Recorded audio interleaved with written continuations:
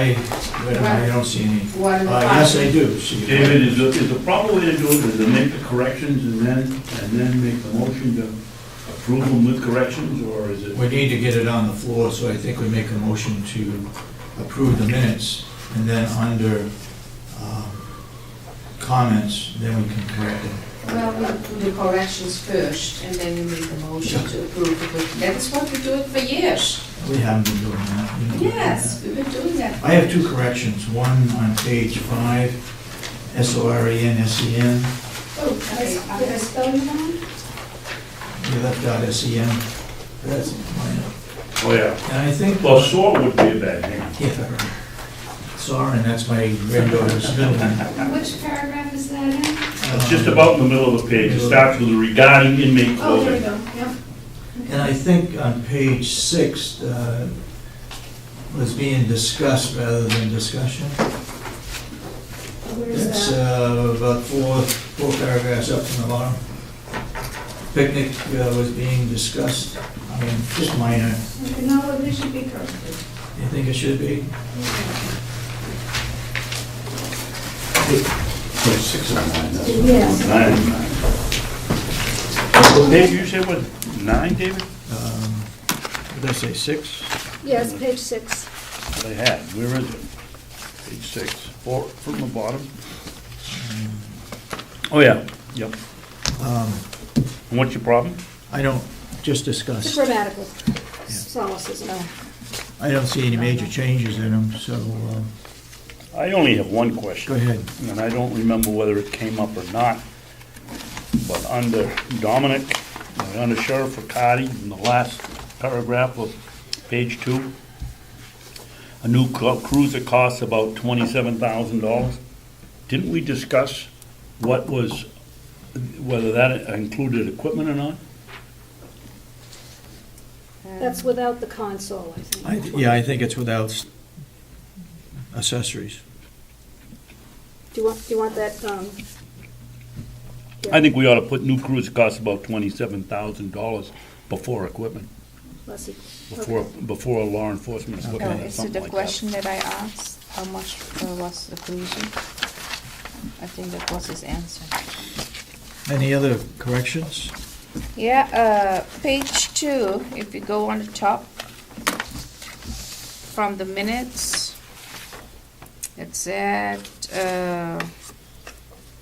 we were checking the minutes of February 13, May 1st, and October 16, and then there is a sentence in the minutes of October 16, 2013 have been released because they were not sealed. I don't think that anyone made a statement at a meeting. Did you go home and check if it were sealed or unsealed, and then you put this in?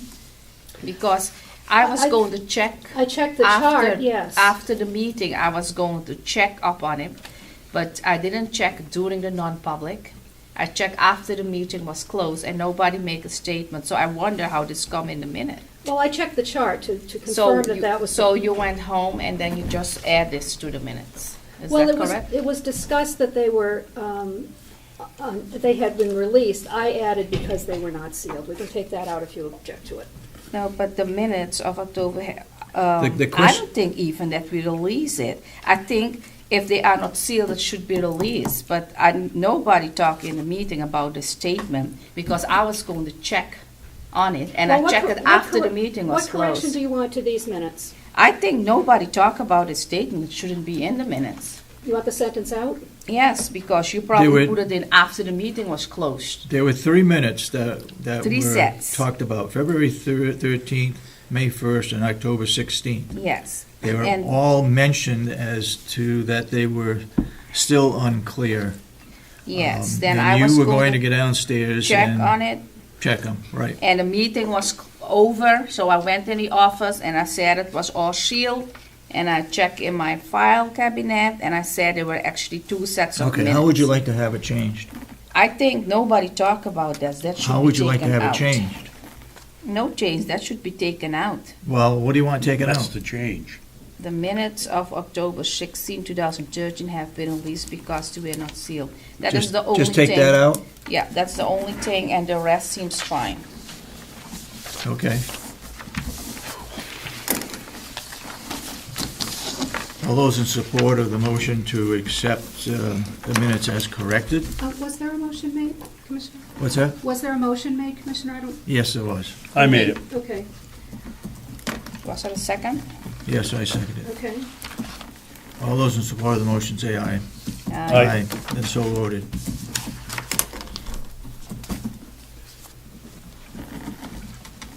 Any reports to be given this morning?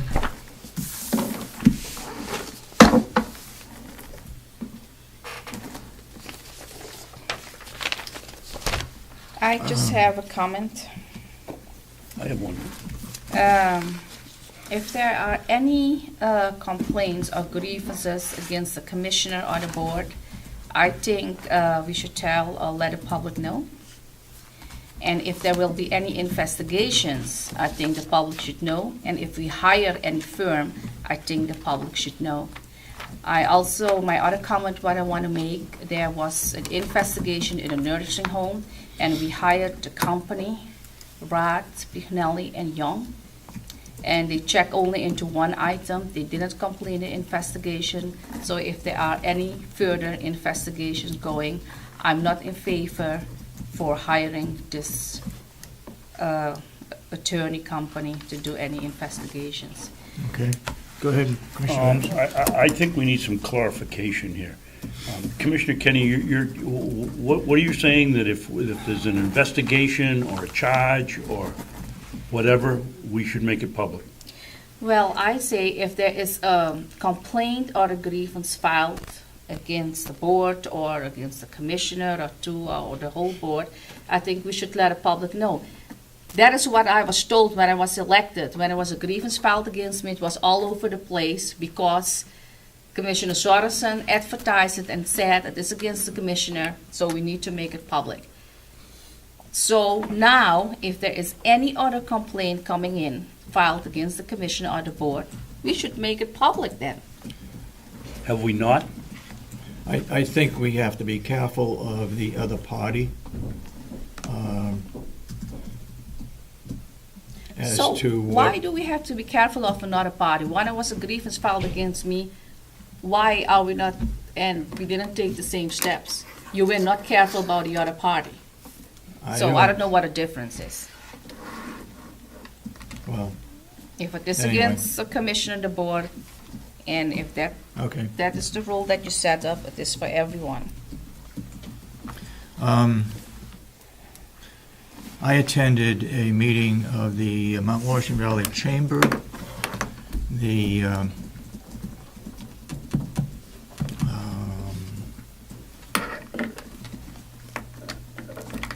The Mount Washington Valley Housing Coalition. And I can't think of the other one. There were three organizations that sponsored this meeting. It was a breakfast meeting, was held at the Red Jacket. At that meeting, they had state department heads or people there to explain what services they have to offer. And one of those was the purchasing, which I participated in. And there's a whole list, and I think I probably left it downstairs, a whole list of people that have different responsibilities in purchasing different items.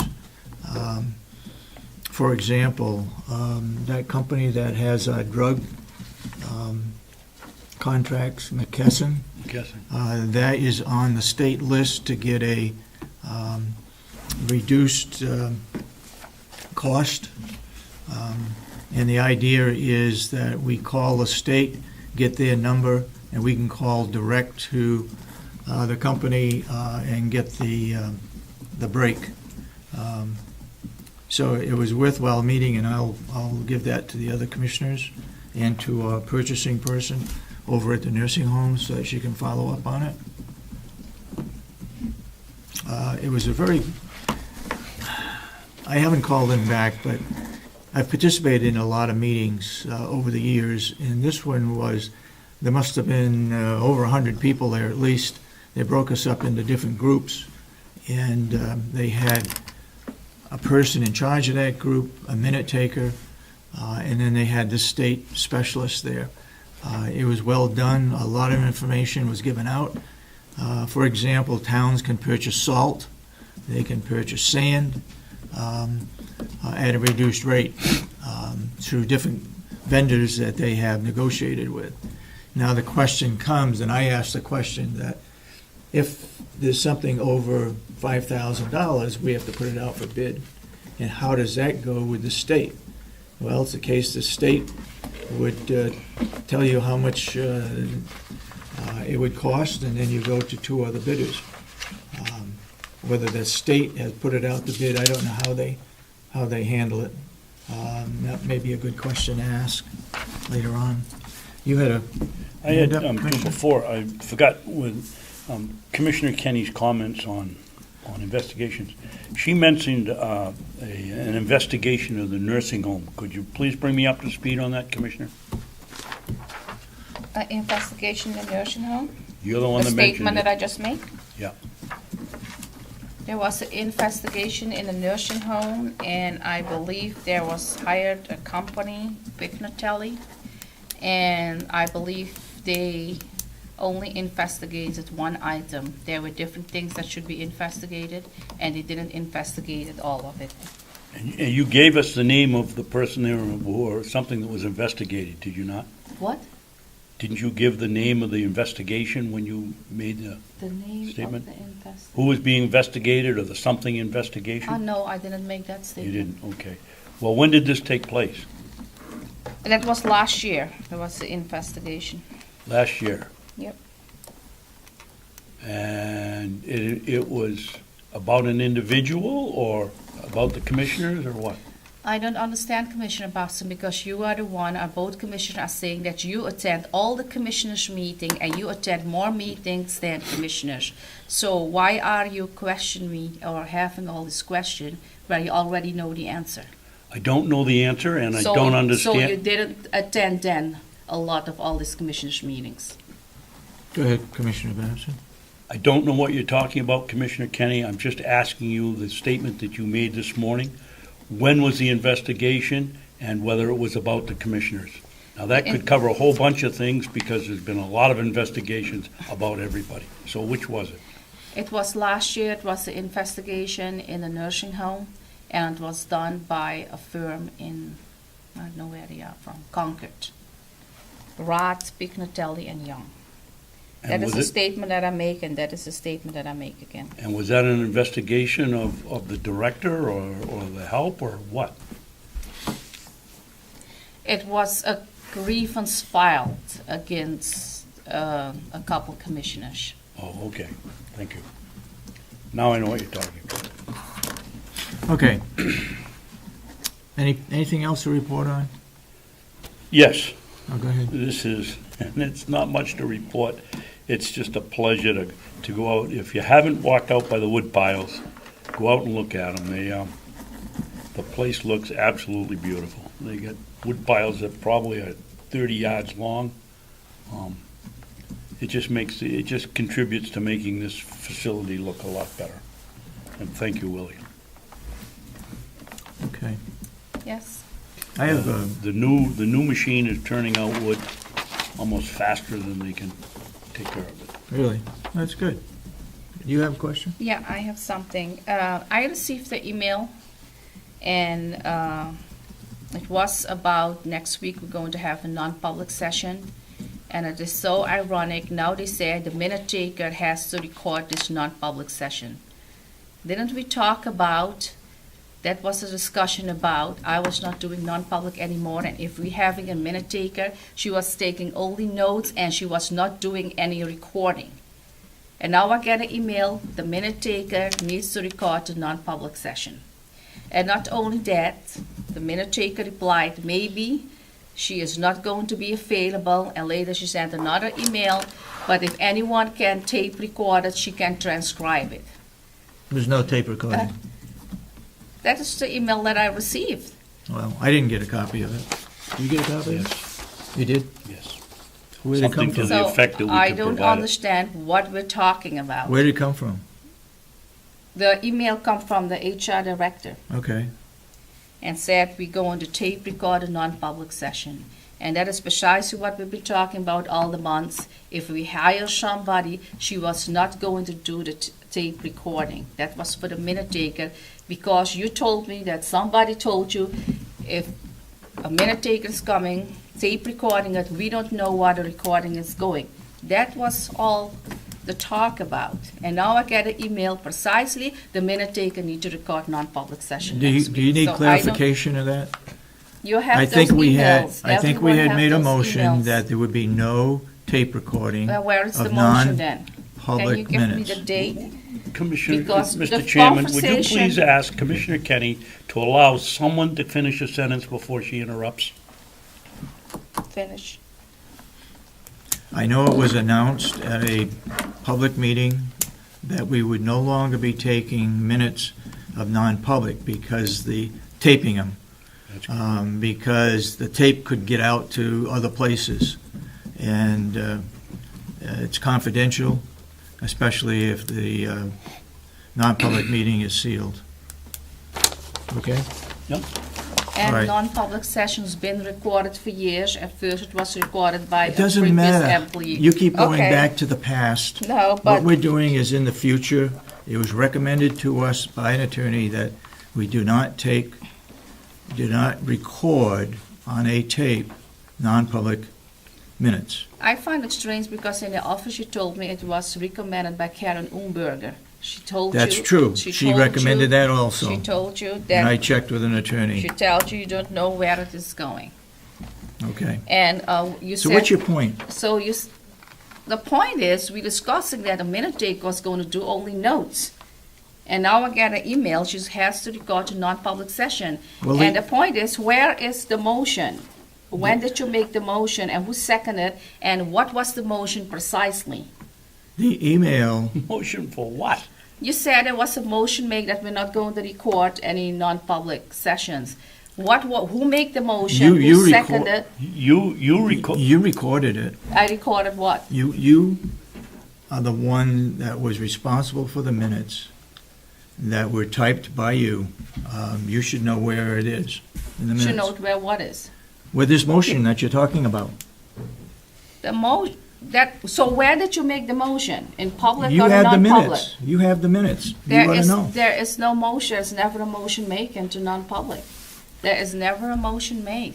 And move even along, if the Mr. Chairman. motion, even if the motion was made in non-public, it is not something that fall under non-public.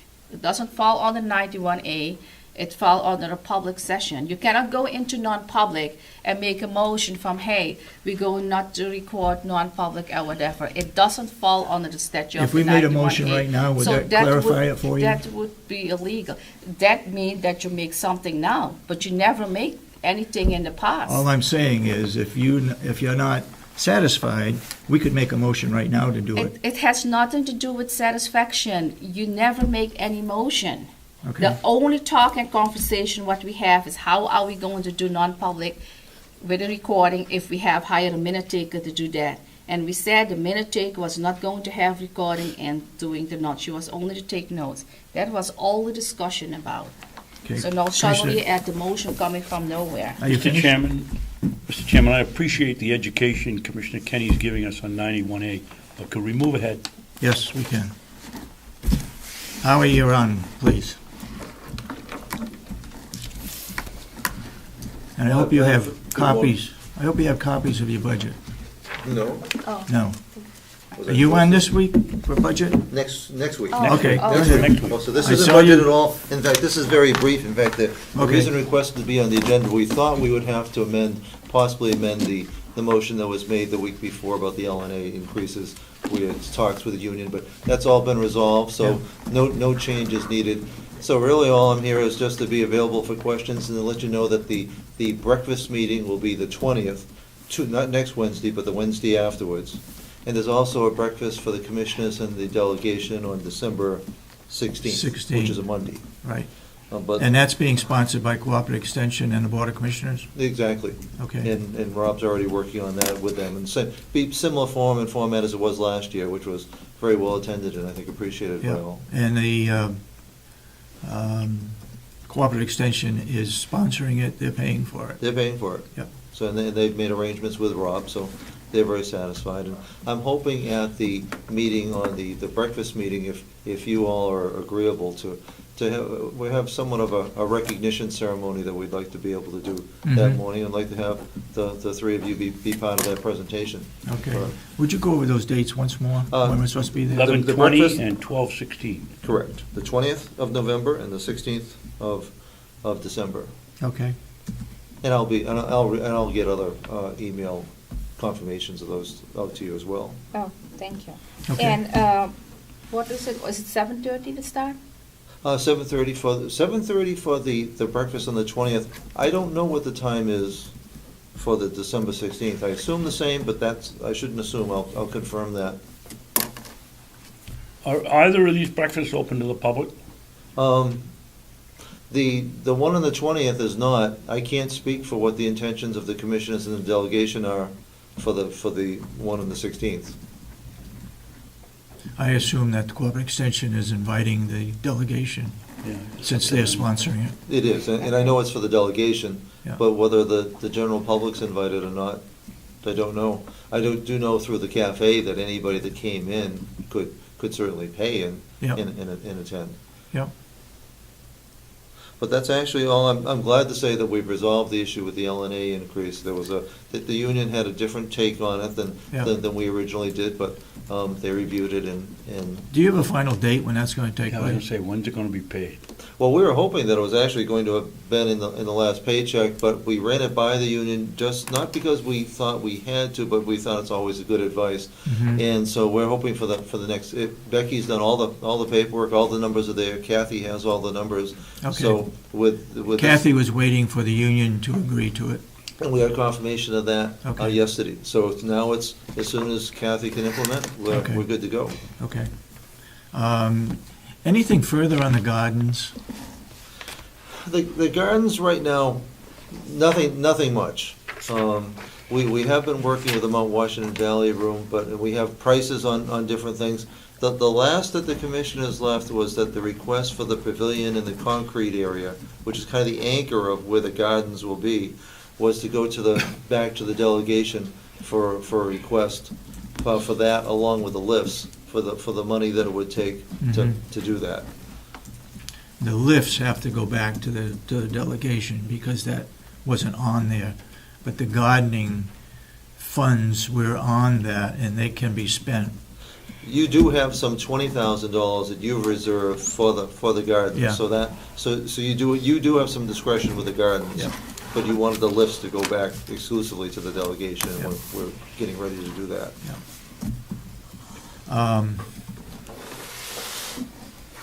Okay. Okay, any further questions for the, Not for, oh, no? Well, All thank you, right, Commissioners. Thank you, No, Holly. thank you. Will?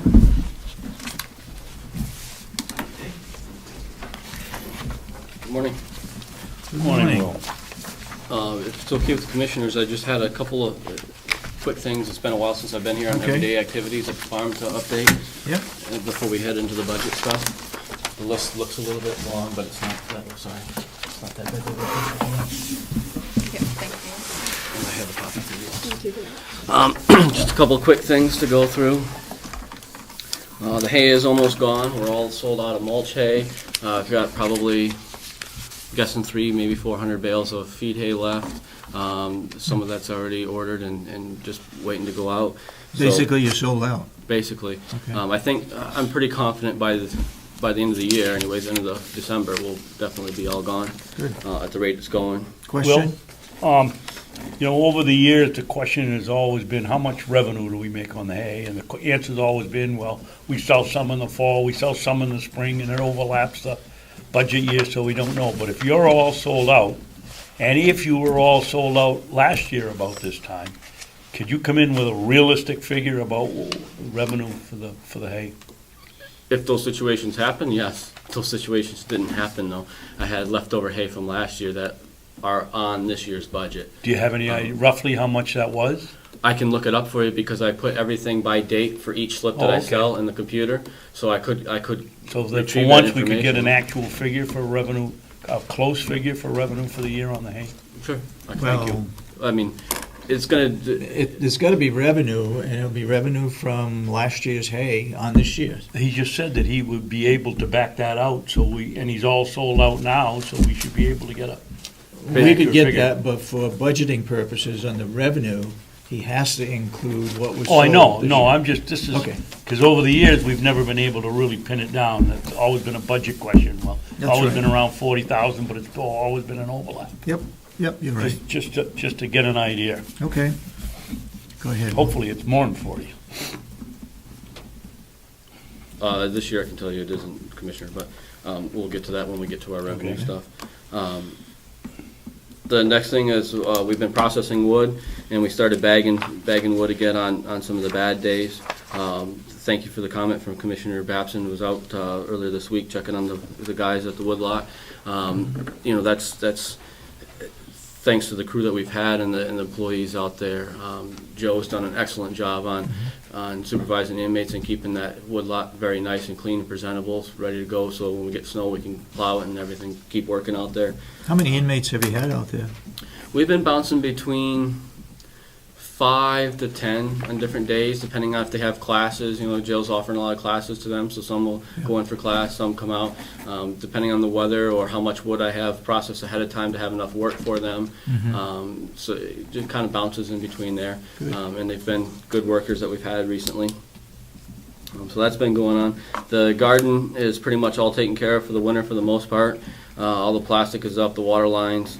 Olivia and Wayne pulled soil samples for the gardens and some of the hay fields that I requested while she was here about a week or so ago. I gotta send those, do the paperwork and send those out for testing. So we'll have some updates for next year. I like to pull those in the fall so we have all the information to go. Just a quick comment on that is Olivia's done an excellent job this year. She's the third educator we've had since I've been here, and she's been the most dedicated and has followed through with the things that she's commented here on have done here on the complex. How did the tomato project work out? Good. She came here twice a week to pick and weigh. She was here before the produce came on, and she was pruning, pulling suckers off, adding lines to have them up, and so she did a very good job. As far as the results and everything and what she was looking for, I'm not sure. I haven't gotten with her on that, but she was here. A lot of days we tried to help do the picking, so and you know, you had to pick certain varieties a certain way, and so she could add everything up. And some days when we weren't able to help her, she was out there by herself for half the day picking stuff and doing her measurements and such, and it was really good. And she's really had a lot of positive things to come for ideas and things for me to work towards, for us to work towards at the farm. So she's done a good job. And the tomatoes were given to the nursing home? Yes, they were sold to the Sold nursing to home, and they handled pretty much everything that we produced. Doing maintenance on equipment, you know, the fall time, I'm trying to get everything as the hay gets out of the barn. I'm trying to make room to put all the equipment away before we get snow. Changing oils, washing, waxing, cleaning. Yesterday we cleaned out the baler and washed it and everything. We'll put some wax on that like we do every year, and just kind of have things put away nicely for the winter time. One other comment I wanted to make was the communication between the farm and the jail has been going very well recently, and I just want to inform the commissioners of that. Weekly, pretty much weekly, if we don't meet, at least he sends me an email, Sergeant Phillips. I give him a lot of credit of how he's been working well with us. He sends me a list of inmates that will be available to work for the following week, and ones that have classes and when their classes are, so we know what to expect of how many we can have and can't have. He tries to meet every Friday morning with me to sit down, and we talk about behaviors of different inmates to work ethics to what's available. And if he's not able to meet, he at least emails me the thing for the next week. So that's been working very, very well. Is there any written documentation on that? The reason I say that is that I'm going to ask the same question. I was at an event, and I talked with a potential person who could hire inmates. He has 300 people working for him presently. And I guess my thought was that if we had an inmate that performed well after he being incarcerated, if the commissioners knew of this person and could go to that business and say, hey, look, this guy, yes, he was in jail, but he was in on minor offenses and he performed well, and there's documentation to back it up, then we could probably help get that person a job. But I think we need some kind of backup documentation saying that he was a very good inmate while he was working on the farm or whatever. I have gotten off of track a little bit, but I'm trying to get back on track this fall. The summertime it's hard, doing monthly evaluations on the inmates. And I have a standard form that Jason gave me that I fill out, and then I have a room to make some comments, and then I send those to Sergeant Phillips, who I believe puts them in their file for different, if they have disciplinary reasons or other things, they have that in the file to look up of how they've been working out on the farm. Any You more? bring a copy, one of those blank copies in sometime, Will? Yes, sir. Or give it to me when I'm over there? Sure. I'd like to see what it looks like, because I think Sure. that's a real good idea.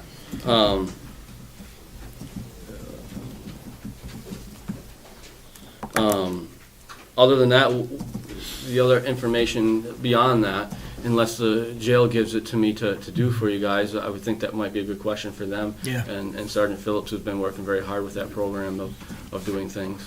Okay. But I just wanted to let the commissioners know how well that's been working between the farm and the jail. Good. And whatnot. Water testing is pretty much done. I believe we're all caught up on fourth quarter already, which is good. Water, there's a new thing that I wanted to tell the commissioners about. So far, it hasn't affected us financially. I don't know if this is going to in the future, but so far it isn't. It's just more paperwork that I have to do, basically. But because we're right on the border of using averaging 20,000 gallons a day, we're generally around 18,000 gallons a day. But every once in a while, like say in July or August, we might hit that 20,000 mark if a lot of people are using water down in the village or whatever. And because of that, once you hit 20,000 or more, you have to take meter readings every month instead of quarterly like we do, not to the customers, but to our master reading. And that has to be reported, and our meters have to be, one thing that might financially affect us is our meters might have to be tested, because they haven't been tested, they haven't been updated since they were installed. But this new regulation, somehow the DES people notified us that this has to be done, and I've had to go through a bunch of computer stuff to figure out monthly. I have to put this in, and they track it. Why I can't answer those questions. It's just another legwork that it seems it has to be done. How many meters do we have and where are they? Review that for me. Sure. The water Are you meters. You meaning got one up on the. There's a main meter up there, but we have what we consider 3 sources that come in. We have 2 bedrock wells and we have dug wells. There's actually 3 dug wells, but the 3 dug wells flow into one meter, so they have their own meter. Then you have bedrock well 1 and bedrock well 2 that each have their own meter, and then the 3 of those flow into a master meter that goes, that is always read off of to what's being used down here, right? So we can compare what's used down here to that master reading. But what we have to start doing now is those individual meters that we don't normally use, we have to start reading those monthly and recording that information, and that's what DES wants to know, is what's coming out of each source, the amount that's coming out of each source. Okay, go ahead. Well, I don't believe that it's a new regulation for at least I was in the legislature when it passed, and it was so that you could, the original idea was find out who the large users are so you could set up a priority in the case of a water shortage. So anybody using over 20,000 pounds, I suspect somebody sitting down there probably looked at one of yours and saw 20,000 for a month and said, oh, we better get them on the reporting system. Right. And as you said, I think all you have to do is report your, I'm not sure that it wasn't usage average every day, but I guess it's a month now, they changed it. No, you're right, Commissioner. I'm sorry if I meant that it's new. I meant new to us having to do this. The program, I'm sure, has been in a long time, and they do want it daily, but we don't have the ability, the way our meters are set up, don't have the ability, the capability to do an average daily use. Have you asked, do we need a waiver to do that? So that we waiver not to report a daily? No, average? he said just to go ahead and do it monthly Oh, okay. for us, So and then, we're covered. right, we're covered, because that was one of the questions that we had for him, because we're not set up, and he said, that's okay, let's just do with what you have, and monthly is what you have, so that's okay. So we're good, it's just, like I said, it's, so far, outside of getting our meters tested for calibrated for accuracy, I don't see any financial things to this except more time of reporting, basically. Right. as What it does goes. our computer do for us with the water department? The- We have a computer that monitors the capacity of the tank up on the mountain? Yeah, we have what's called a skater system, and it does a couple of different things. One of them, it keeps the level, like every day I get a printout on my fax machine that tells me the level of the water in our tank. So if the level has decreased or it usually doesn't increase, because we usually have it pretty full where it's at. Excuse me, Willie. What is the base level? I mean, they don't say you're quarter full, half full, they must say you've got 50,000 gallons. It goes, I believe they do it by feet in the tank. Oh, okay. And I don't know exactly how that works. Alls I know is every day, like one day it'll be 7.8 or 9, let's say, and the next day it'll be 8.1 when I get my faxes. So every day I look at that and I know. A good example, about a year ago, I got some faxes in. All of a sudden I was down to like 4 and then 6, and then all these different numbers came in. And when we go up there, what's wrong is the machine that does the measuring part was broken, and so we had a spare one on. We replaced it, and now we're back to consistent every day. It's so we don't have to go up there and check. It allows us, if it falls below a certain point, it'll set an alarm to us through the fax. It also has used to have a pager system that I believe is still working that Wayne carries, and it'll let him know that there's low water or there's something wrong with the system. That's all part of the skater system that notifies us if something's going wrong. Okay, but it doesn't measure the amount of water that's leaving the tank. It just measures what the quantity is in the tank. Exactly. We know what goes in the tank through the master meter, and then it just sits in the tank, and then it comes down to the complex and to the village. Okay. We had to switching to gears to the wastewater. We had to go pull last week 3 pumps out of the wastewater clarifiers that we had to replace. We've got a few different issues that we've had down there. That was the major issue, and we got those taken care of. And those 3 or 4 isn't common. I budget for it. It's normal for us to have to do that. And usually you'll see or have me report on it. It'll be in the spring or the fall. It's usually when those types of things Are they happen. just worn out? Yeah, they pump. Each clarifier has 3 pumps in it. One is a recycling pump, so it pumps the stuff back to the tank to come back again, and then the other 2 are called dosing pumps. And one pump kicks on, and it spreads the water over what we always call the good bacteria that we refer to, and then those 2 pumps rotate. So dosing 1 will come on for a little while, and then dosing 2 comes on, and they switch back and forth. And after a while, they burn out, or if they start sucking up some sludge for some reason down in the tank, which was a problem with one of them. We actually had to have DJs come and suck out the bottom of that where those pumps go, because there was so much sludge over the years that had gathered up, which is uncommon. How do you know when a pump is down? We can tell by running tests and by pulling, and we know when they're about to go because they start pulling too many amps. So once they start pulling amps, they start flipping the breaker, and the breaker keeps flipping. They're pulling too many amps, and they're going down. Okay. So was also a training time for Mark. He's trying to learn about water and sewer things as we fired him this year, and the best way to learn those things is when it happens. And so he got to get out there with us and pull the pumps and get an education on that, which was a good thing also. Okay.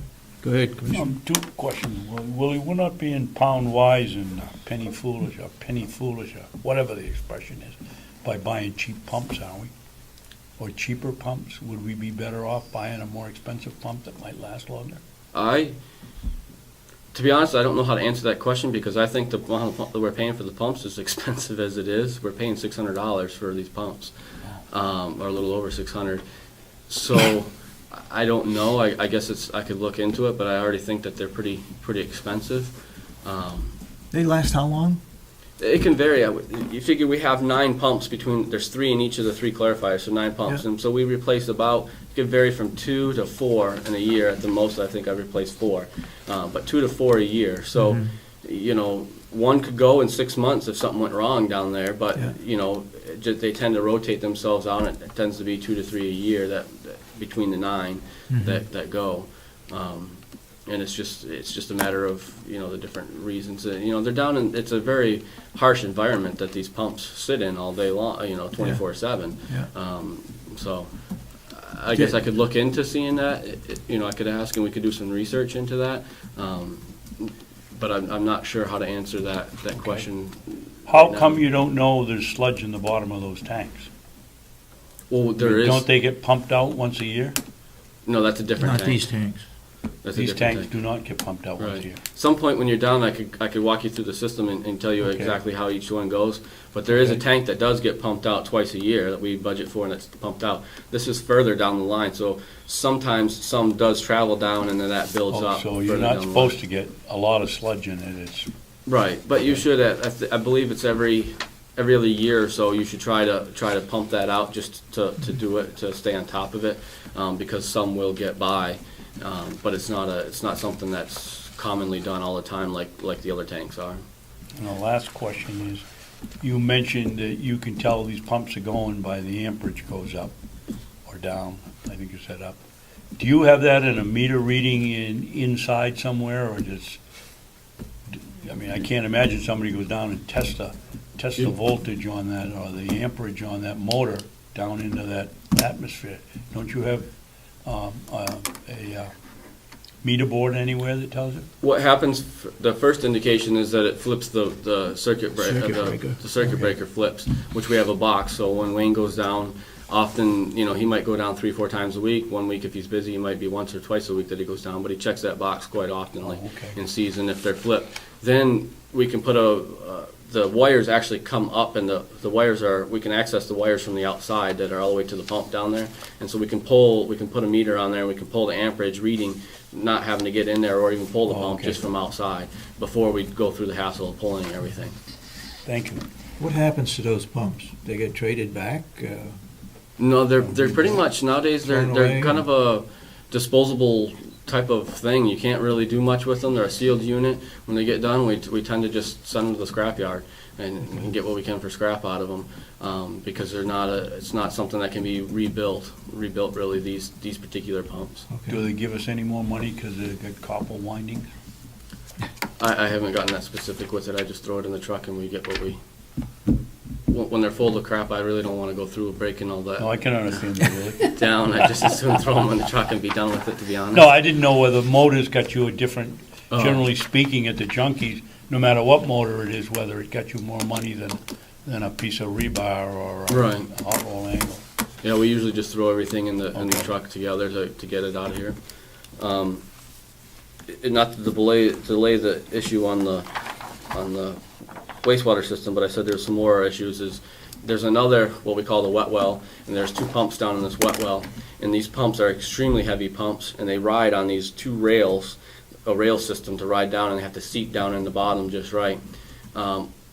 The system's been in for probably over 10 years now, I believe, and one of those rails have, the brackets that hold the rails are attached to the concrete, and that has broken. Rusted? It's broken off in there, so we're in the process of getting a new bracket, but this isn't something, this is way down in, and you have to have special equipment to get down there and do it, so it's not something that we can do. So we have DJs that does all of our stuff around here. They have the capabilities of doing that, and so we'll be having them to come in to mount the bracket properly that's down in there to get these rails back up and going. We could probably pull the pump right now if we had to, but to put the new pump in, these are different pumps than what we've previously been talking about, and to put it back in and to have it seed right, it has to ride down that rail just right to be able to seed properly. Otherwise, you're not going to get it in there. It's hard enough as it is on the rails. So that's the other issue that I was pointing out on the there that has to be done. Just to breeze through, our classes are pretty much completed this year. We've did enough classes for our licenses, which are due every other year. a new rule that has come out. Generally, our license education that we go to, I talk about these classes, they're for our water licenses. And once we have wastewater licenses also, in the past, our wastewater licenses didn't require any classes. You could just pay the fee and just renew it. Starting this next 2-year term, if you will, we have to have classes for the wastewater now and classes for the water. Bonus side is a lot of places that are offering these classes cater one class that'll satisfy both wastewater and water. So I hope a good percentage of the classes that we take, it won't be adding more classes. They'll piggy bank for one to the other is my hope. The last issue this morning, I had talked on some budget stuff at one point of our farm trucks, I say farm trucks, but the trucks we use here on the complex. They're falling apart. We have 2 of them out there. We have a white Ford that you often see Joe with the inmates and the lawnmowers and weed whackers out here on the complex. The frame is all twisted on that. It's falling apart. My hope was to, and I still hope that, is to get squeak out another year. So I didn't budget, as we get to the budget stuff, we didn't budget anything for that. But it is a concern that I wanted to let the commissioners know. And then just this morning, our old 1980 green dump truck that we use on the woodlot and we use on the yard. It's a dumping truck. It's rusted so bad that it cannot. He dumped it he dumped wood in the barn, and now he can't get it down to get it out of the barn. And I didn't have time this morning to fix it, so we parked the truck and I'm here. But this afternoon we got to fix it to get it at least down and out of the barn. The frame of the truck is good and the frame of the body is good, but the scissors basically that lift it up and down have rotted so bad. We've patched them, but they've rotted so bad there's areas we can't even patch anymore. And because of that, they've twisted, and now that's the problem of why we can't get the truck back down, is because they've twisted so bad. Is it the piston? The piston's pistons fine. It's the supporting scissor kind of things that go up. It's hard to explain without looking at it, but the piston's fine. It's just those supporting things that go up from your frame to your bed frame that have had a problem, and there's really nothing left to do to it. So I'm not sure to weld to it. So I'm not sure exactly what's going to happen with that. But worst case scenario, I guess we can put it down and then just never use it as a dump truck and just use it as a truck around. But it's an issue that's going to be plaguing us in the future, and I just wanted to make sure the commissioners were aware of it.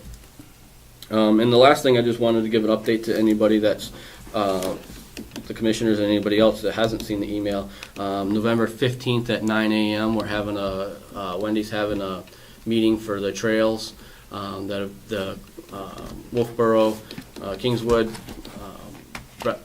Bruce Favre's class has been working on our trails out here, and we're gonna be having a meeting. She's gonna be updating us what's been going on, what the next steps are. Possibly, I don't know if she wants to walk the trail and show people their progress, but that's at 9 a.m. on the 15th, and it's going to be over at Mountain View in the multi-purpose room. Willie, is there a way to send out a mass mailing the night before, reminder? I can ask her. She did. I know this had a whole clump of people that she mailed this out to, emailed it out to. No, I got it, so I know I'm on it, but she could use the same list to send out a last-minute warning. I didn't receive anything. What is can you give us a quick update on the trail? I noticed there was a bobcat out there. Is that something we've been using? That's theirs. That's whose? That's the programs, Kingswood's programs. Oh, they have a bobcat? Yeah, they brought their own bobcat and everything. To be honest, this isn't Kenney, This is Kingswood. Yeah, I know. To be honest, I haven't had the time, and I need to take the time to go out and see what they've done. I've been busy on the woodlot and other things, but they've hauled in some material. Jeff Downing brought in a load of material for them, and they're using the bobcat to move that to build some.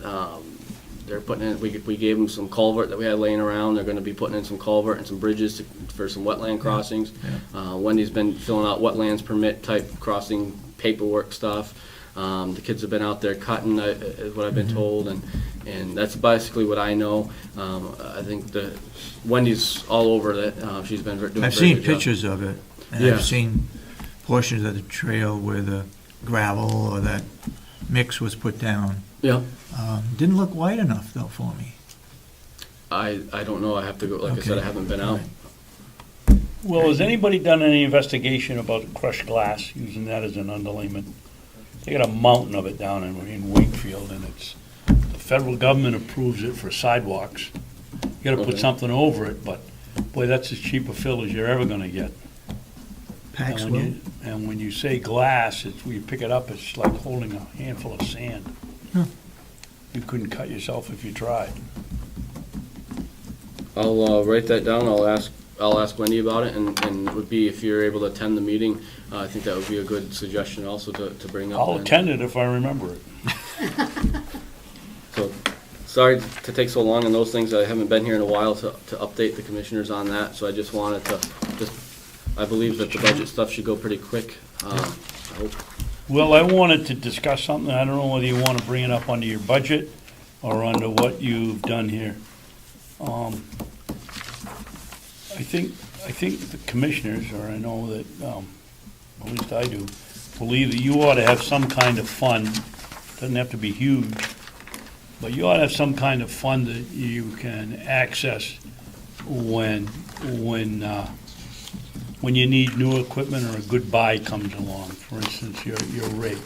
I know most of the delegation doesn't understand that if you got hay sitting in the field, it isn't gonna be worth $5 8 days later when you finally get your machine repaired.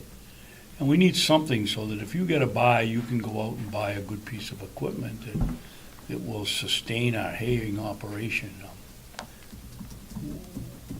I don't know whether we put it in as a capital fund or whether you put it in a larger amount under new equipment, and if you don't spend it, it stays in the general fund. I don't know how we go about it, but we really ought to be looking at something that makes it possible for you to purchase something, a good piece of equipment, if it comes along. I absolutely agree. Personally, I could give a figure, but I believe that was somewhere that the commissioners have to find that and create that, because I don't know all the laws and where that can be. And how we can keep track of one of the questions I asked just this morning was about, we received a check last year for the insurance on the pole barn. Unfortunately, we haven't, I've been kind of stuck on the pole barn right now, and I need to get some further advice. As a matter of fact, I was going to question you offline at some point about some ideas. But that money, is that going to be able to be carried over for next year, so when we go to build it? And these kinds of things, and it's easy if we carry money over from one year to the next, but it's easy to lose track of that. And so if we set up a fund like this, I don't know where we would put it, but I would hope that we can have a way that it's much easier for me to track than to say, to always have to go ask Kathy Gary, where's the magic money, where'd it go? If we do create that, if we could make it to where it's easily trackable and whatnot, so. I don't know believe how a to do it, capital but- reserve fund, you've got to go to the delegation, and if they only meet once a quarter, somebody with a good secondhand tedder that's trying to sell it isn't gonna sit around for Right. 3.5 months to wait to see if the delegation's gonna meet and approve it. They're gonna sell it to the next guy coming down the street. Right, it would be nice to have Capital something I could reserve ask. doesn't work, so that's, What does other counties do? Like Grafton County, what do they do for farm equipment? To be honest, I don't know if they I don't know. they got plenty of it, we can tell you that for sure. Well, they got a dairy, right? Their dairy and And piggery. piggery, Chickens, potato garden, factory. They do chickens, the garden, the potatoes, the squash, sweet corn. They do everything on a large The scale. pigs are only second as attractive as those in Carroll County, though. That's not what I heard. I hope Mr. I Libby's watching. So, yes, I totally agree, Commissioner. I don't think it need to be a huge amount of money by any means, but it would be nice to be able, if I found that I needed that piece of equipment, I found a piece of equipment, at least if I could come ask the commissioners, when you're here weekly, can I get this approval to go buy this piece of equipment, would be much easier than waiting till the next year when the delegation decides to either give it to me or not. We can carry money over as long as identified for a particular purpose. We can? You can encumber it? Carry money over, Do we right? have to vote on it? Yes. I mean, if we're gonna encumber $3,500 for a new tedder and it's now December, we have to vote to encumber it, or does it just stay in the budget? We say we'd like to encumber it, and it stays in the budget? When we pass our budget, the money is encumbered, and we know what is Okay, so we encumbered. don't have to have another, I meant, we don't have to have Okay. another vote. But that's for a particular purpose. Now, the Right. other way of doing it is a capital reserve. But then we have to go to the delegation to get their approval to spend it. Those are two options. I don't know.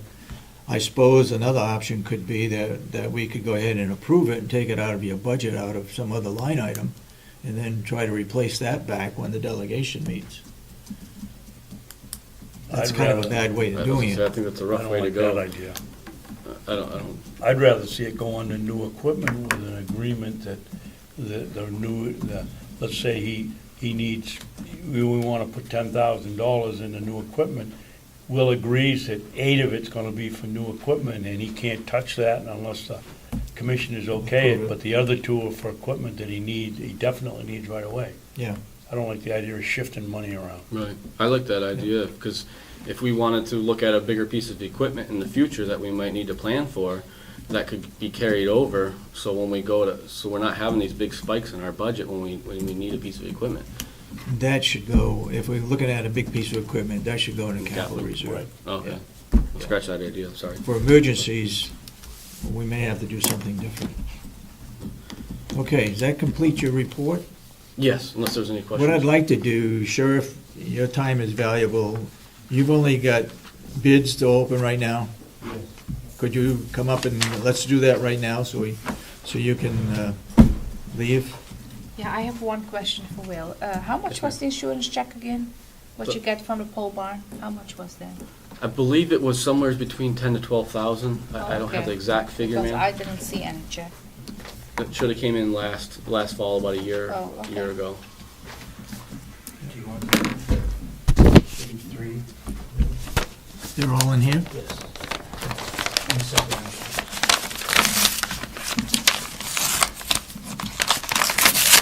For a cruiser? This is all from Craigslist, right there, Sheriff? Yes. Yeah, I posted it a week ago for a sealed bid. We had 3 come in.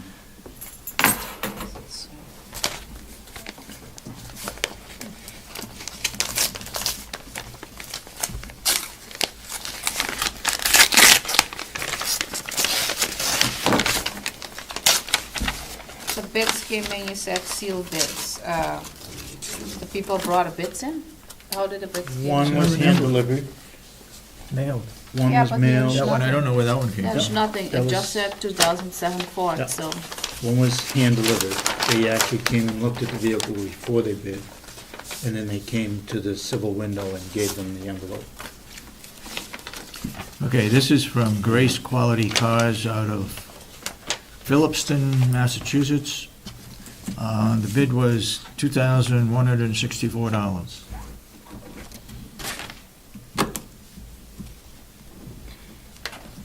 I have one here from Stephen Antoniadis from Ware, New Hampshire. $2,400. What was the name of that one again? Stephen Antoniadis.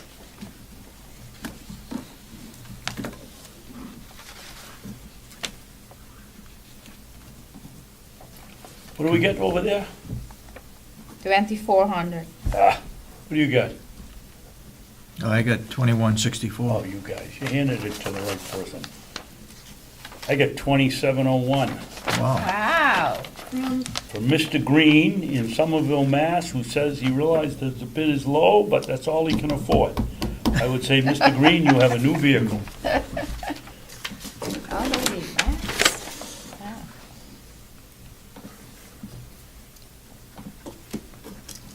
And we're guaranteeing it'll leave the yard, right?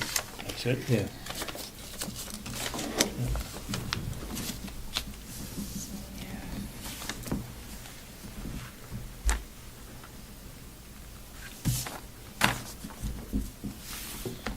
Okay, for 2701. For the record, you have all 3 of those now? Yeah, Grace well, Quality Cars is located where? Excuse me? Grace Quality Cars is located where? Phillipston. Phillipston, Massachusetts. Where in the world is that? I don't know. No idea. $2,164 2164. Yep. And Stephen Antonieras, is $2,400 even. Mr. Green in Centerville, Mass. 2701. Does Mr. Green have a first name? Arthur It says Green. Arthur, doesn't it? Arthur Green. Okay. So we will contact Mr. Green and let him know. Now, when you think about it, that's pretty remarkable that he got that bid off of Craigslist. We ought to be using it more often for, Yeah, I I think we've that's had good amazing. luck with them. And like I said before, we could suggest to put it on our own website in the future as far as the bidding process. But as you see, it's a pretty wide area that Craigslist brings us. So. And in Massachusetts, you got two from Massachusetts. Where's the third one? We're New Hampshire. We're in New Hampshire. I think that's amazing. That's 2 in a row you've done better on Craigslist than, We would, I think, outright. Yeah. good for you. Thank you. Okay, we're good. Thank you. We'll give those back to you.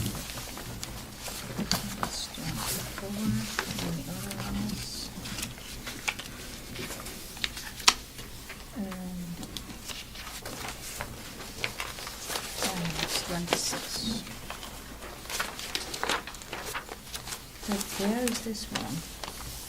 I'll have to check it out.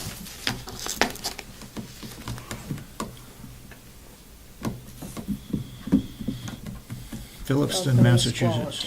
Okay.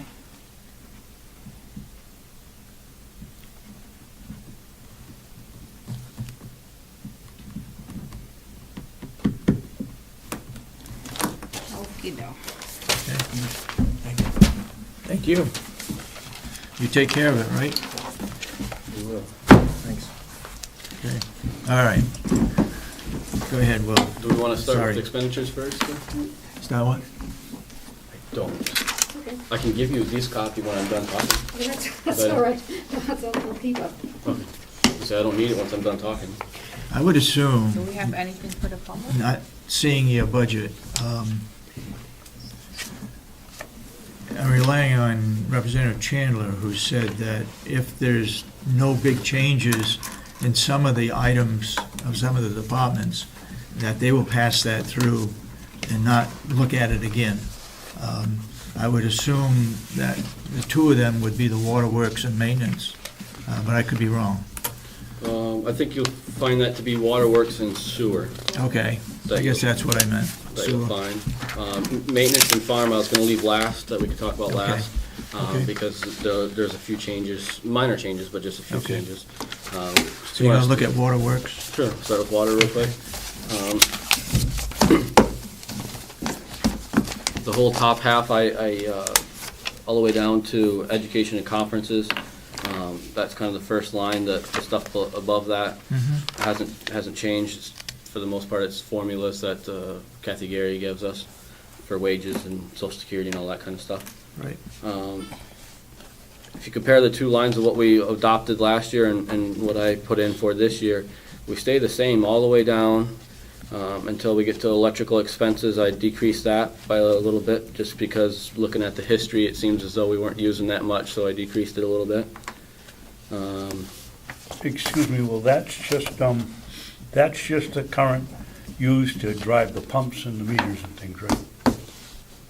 Yes, I mean, that's not fixing them or any No. electrical, that's That's- under maintenance. right. That's Okay. what goes So this is to strictly our electric cost. our electric bill, yes. And is that the one, is that apportioned on the one I sign every couple of weeks, or is that, do you get your own special bill for the electricity? To be honest, I'm not 100% sure with that. That would be a good question for Kathy Armstrong. So you don't see an electric bill? No. Oh, okay. She just I'll charges ask it to her. that line, what she knows goes to the water bill, to the water department. Okay.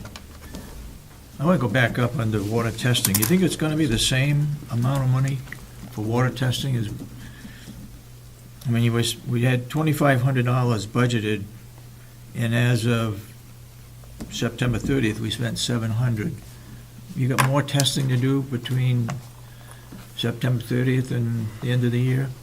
Yes, there'll be more bills that'll hit that, because third quarter, we didn't take third quarter samples until the very end of third quarter, so I'm Okay. sure October will have third quarter's bills, and then probably November will have fourth quarter's bills. Yeah. But I think you're very correct, Commissioner. I don't know that it'll be that high. We've just always budgeted 2,500, so I've left it the same that we've always done. Well, Willie, how do you explain in 2011, it was $1,250, and last year it was 147? No, wait a minute. We're Am I in the wrong, I'm in the wrong. Water testing. Okay, water testing, it was 2369. Yep. And in 2012, it was $688.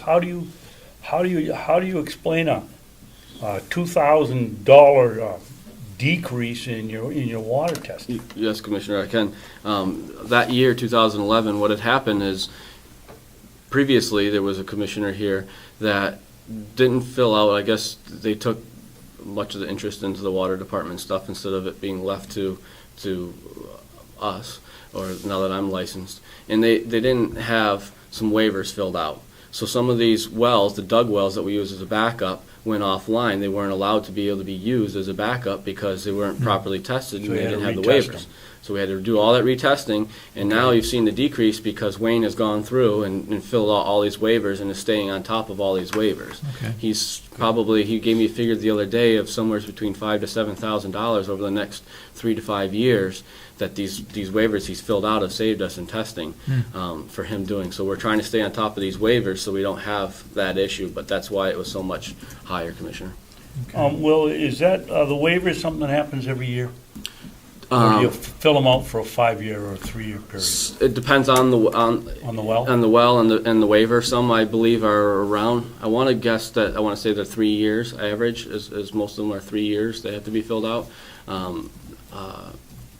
But different things for different whatever you're testing for. What the waiver calls for is how long period, so they can vary. But they're generally somewhere in the 3-year mark, I believe.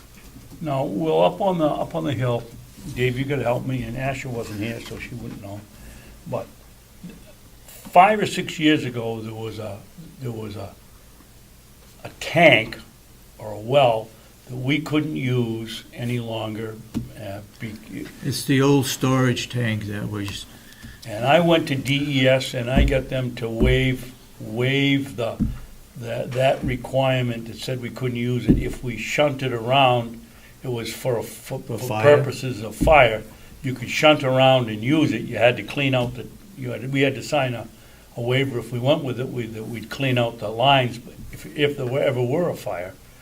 But it wouldn't require us we didn't have to build a new well, we didn't have to put a roof on it, we didn't have to do all of No, these things that we're gonna have to do if we used it for regular water. Do we ever shunt it out? no. We didn't. In fact, the rafters that were for the pole barn Or the were ones that were supposed to gonna be go over? used up there to put a roof on that facility. But backing up, it has a spring inside there, which we didn't know of. It has a bottomless, Right. there's nothing on the bottom, and it's a spring fed.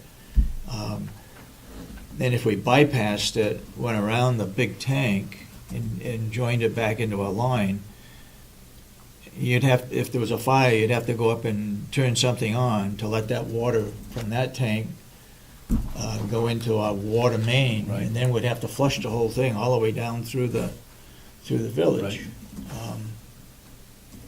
But playing the risks, isn't that less likely that we'd have a fire of that magnitude than the cost of rebuilding the tank? I mean, as it stands now, we don't even have to cover that tank if it's not covered because we're all gonna use it for There's probably fire protection. all kinds of stuff in it, probably. But I know there were snakes and Oh, other yeah, things in it. it's terrible. Way back. Yeah, it's nasty. That was before my time, so I don't know to answer a lot of those questions off the top of my head. I have heard Wayne talk about it before, and there was this major issue about contamination Right. and everything. Exactly. How that all got worked out, I honestly, I don't really know. That's something that if you're concerned with it, I could definitely try to talk to him and get some history of what he remembers of the situation. Well, Mr. Stewart from DES said if we shunted it out, we could do it. Yeah. It seems like for fire protection, to have that thing sitting full of water makes a lot of sense. How many gallons do we have in our Our normal tank. tank up there? It's 200,000 200,000. gallons that sit in the tank. You got a lot How of far water. down can we draw that before we run into trouble? We've gotten it down. I mean, your low water meters will come on, but we've gotten it down. One time a couple of years ago, the fire department got it down to probably somewhere around 3 feet that was left in the tank. How many gallons that contributes to, I don't know, but it was a very risky ordeal. What happened is they had a winter fire and they were using this hydrant right out front of this building, and instead of shutting it off, why I don't know, and they may have some regulations. I'm not speaking for them, but when I showed up in the next morning, water's all over this field out here because in between filling trucks up, they just kept it on. So it was pumping water all the way down 171. I don't know why they did that, but that particular fire brought it down. As a matter of fact, what happened is it was another fire department, not Center Ossipee, and once Adam Riley found out about it, he cut him off. He's like, no, you can't keep drawing out of there. We've drawn too much. Yeah. We gotta go to another source. So he happened to be on the fire, so he didn't know where it was coming from. But once he figured it out, he shut him off. So Adam Riley is aware of what we have for storage for Oh water. yes. And he's aware that we have a pond over in back of the old nursing home. Yep. That they can pull out of. Yep, they maintain that stuff over Where there. else can they get water? They have to haul it in? I'm not sure if there's other places in the village that they pull. Oh, I get the fire pond down the village. I thought there was one down there, right? I'm just wondering whether, an emergency, yeah, it's good to have that extra supply of water. Any idea how many gallons is in that old tank? I don't know. I I'm don't not remember what it was. familiar But with we any used knowledge that on for it. years. But that's before the administration building was built. It was strictly the old complex, the old jail, the old nursing home, and the old jail, and the old nursing home. That's way back. I don't know the answer to it either, whether it's worthwhile connecting that into our system. Well, I it guess isn't, if Adam thinks he's got enough water up there, or enough water available, it isn't, but if there's any serious question, I can't think of a better place to put it, just have it sitting there.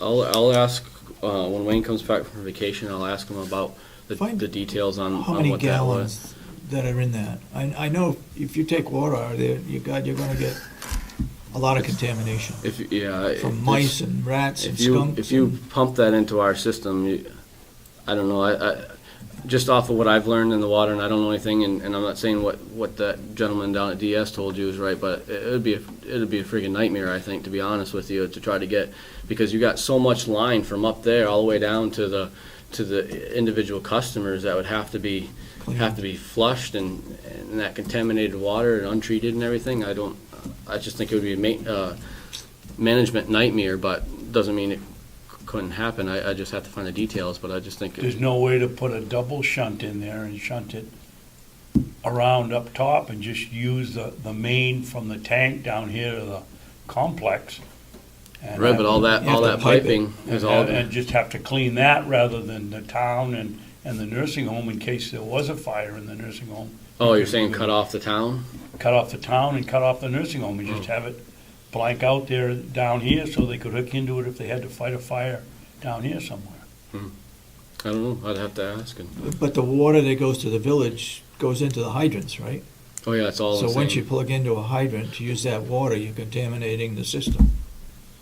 I think so, but I think but what we would Commissioner stop Babson's it saying out here. is stopping it out here. If there's a gate valve to stop it from, say, from the admin down, I'm assuming that's what you're saying. Have a valve there that shuts it from there. So he's saying we'd only have to clean from the top of the hill to this hydrant where the contaminated water is coming out. Yeah. I don't know all those details, and and everything. I just know that it would,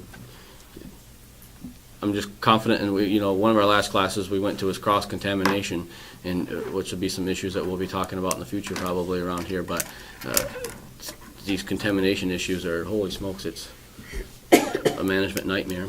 But I'll definitely ask. I got that on the Look list. I'll into definitely it and ask see Wayne. what Just a the thought. tank Yep. holes, and I remember that it was gonna be piped in, but then you got the contamination issue. So going down the list, Okay. If the commissioners wanted to choose to lower that 2,500 on the water testing, I wouldn't have a lot of argument. We've always had it at 25, and I've left it there. But like you said, that If you've got other increases, right? You got 50 and you got, whatever else? 50, and then I got $75 on information technology. The whole budget is only up $87 from last year. Why not just keep it as last year's budget? For that particular You don't item. have anything on the new equipment, right? No, I left a dollar in there, but I Yep. couldn't think of, in the past, I've liked to try to keep some money in there, but the delegation doesn't like that, so unless I have a specific purpose, and I Yeah. don't have a specific purpose off the top of our heads right now, so I just budgeted $1.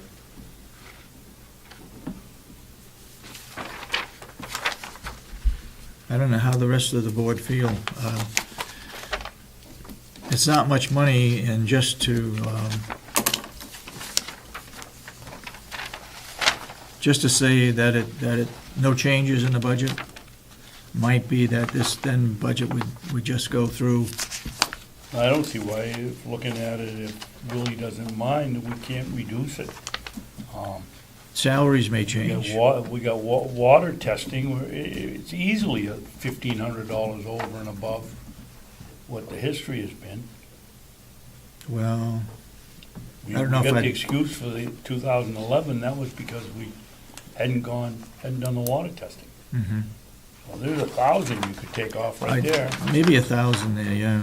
I wouldn't want We to go can any more discuss than that that. later, can't we? Isn't that how this works? Yep.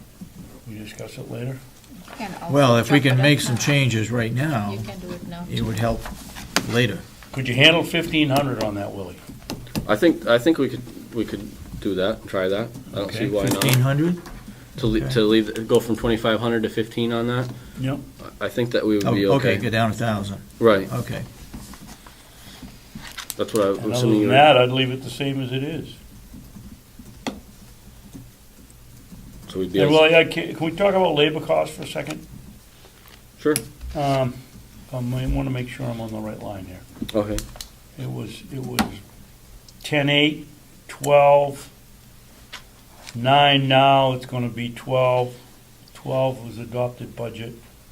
Is that just a portion? I mean, you figure Wayne does this, or What happens Kathy gives is, you that figure, or? what happens is, when you look at the top of this budget, you look at salaries. Yep. That salary goes to, as part of, Wayne McBrien's salary. Part of Wayne's. Yeah, Part of it. The rest of his salary comes out of the farm. So, Okay. so that's a portion of his salary. So if I or if Mark go and do some work on the water department, That's these labor costs. right, then these labor costs are taken out. They're that, infamous money that Right. just goes in a circle, Okay. is what it ends up being. Thank you. And I would recommend we just drop the budget $1,000. at the present time, until we get, salaries are not included. No increase in Right. salaries. So if, in the past, Oh, okay, I'm sorry. whatever the commissioners or the Whatever the union labor, people get. right, generally, I leave it like this, and Kathy Gary goes through and Yeah. and does that change. Yeah, I have a question on the maintenance and repair. I missed that. Why is it up to 3,500? What are you going to repair, or are you going to replace something? Yes, ma'am, I always budget $3,500 there. Right now, you're seeing that we've currently spent $569, but there'll be more that's only through 3 quarters, so fourth quarter, there'll be more things that hit that. and that can vary from year to year. I have to have a line item if a pump goes out or something. You know, in the past, we've had our chlorination, I forget the technical name, but it basically pumps the chlorination into our water to treat it. If that goes bad, I can't predict that between now and next fall, and I have to have a line item, and that's where I use that. Okay, thank you. Okay, right now we'll reduce it by 1,000. All right, you want to talk about sewer? The sewer is down.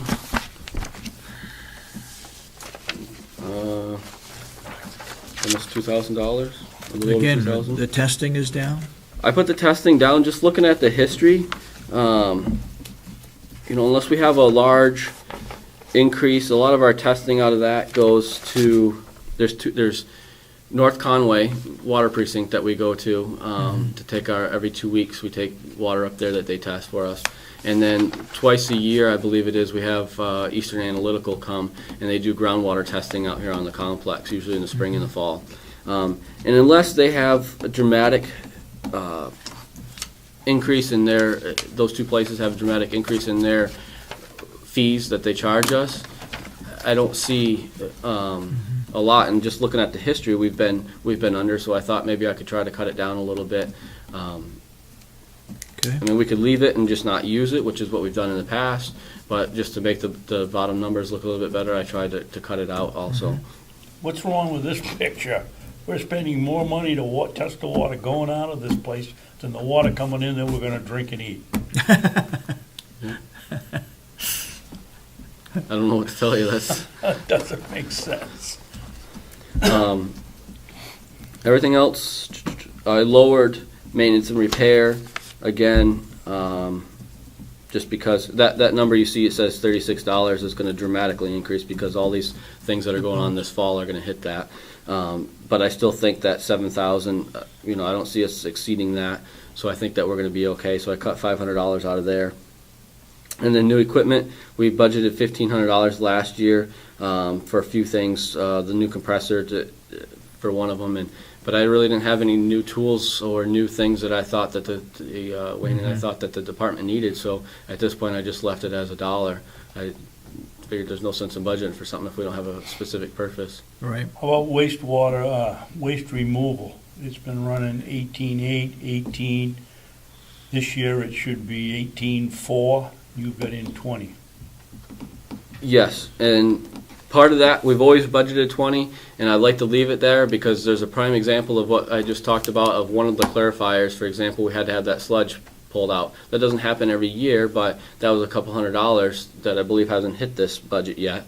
For him to come do one clarifier, there's 3 clarifiers. If we decide that another one or a couple of them next year need to be done, I'd like to have that money there in case we need it. If we don't, it'll just be turned back. Okay, so the bottom line, you had 48,500 last year, you got 46,100 this year. Yes. I don't see any changes in that budget. Anybody on the board see any changes? I don't see any problem getting that one passed. Okay. That's good. Maintenance? Maintenance. I'm going to pass out these 3 sheets. I'm hoping not to confuse anybody, but just give a little reference. Basically, these, as we go through the maintenance and the farm budget, there's a couple line items that have increased, and these are just explanation of why they've increased. I'll tell you as we go, but I just want to have something in writing to show you, to jog your memory in the future of why I increased these certain line items. Will, can you wait just a second? Because mysteriously, Yes, sir. my oh, here it is. I got it. Okay. Thank you. Oh, yes, I do. Okay. Starting on the maintenance, going down the top few things again. So we actually took maintenance out of maintenance, right? We didn't budget anything for it. The top item, Maintenance. 001. Oh, yes. We haven't done anything in that lineup since I've been here. Okay. Go down the top few. I don't have much to. Salary is who? That is me, All you? yes. One Okay. person? Yes, I believe so. Now, well, why isn't that split between you and the farm? That is something that I would like to do. I didn't this year because there's some other issues I wanted to talk about. That I don't know if those other issues are a public stuff to talk Well, about. where do you but- spend most of your time? Is it farm or maintenance?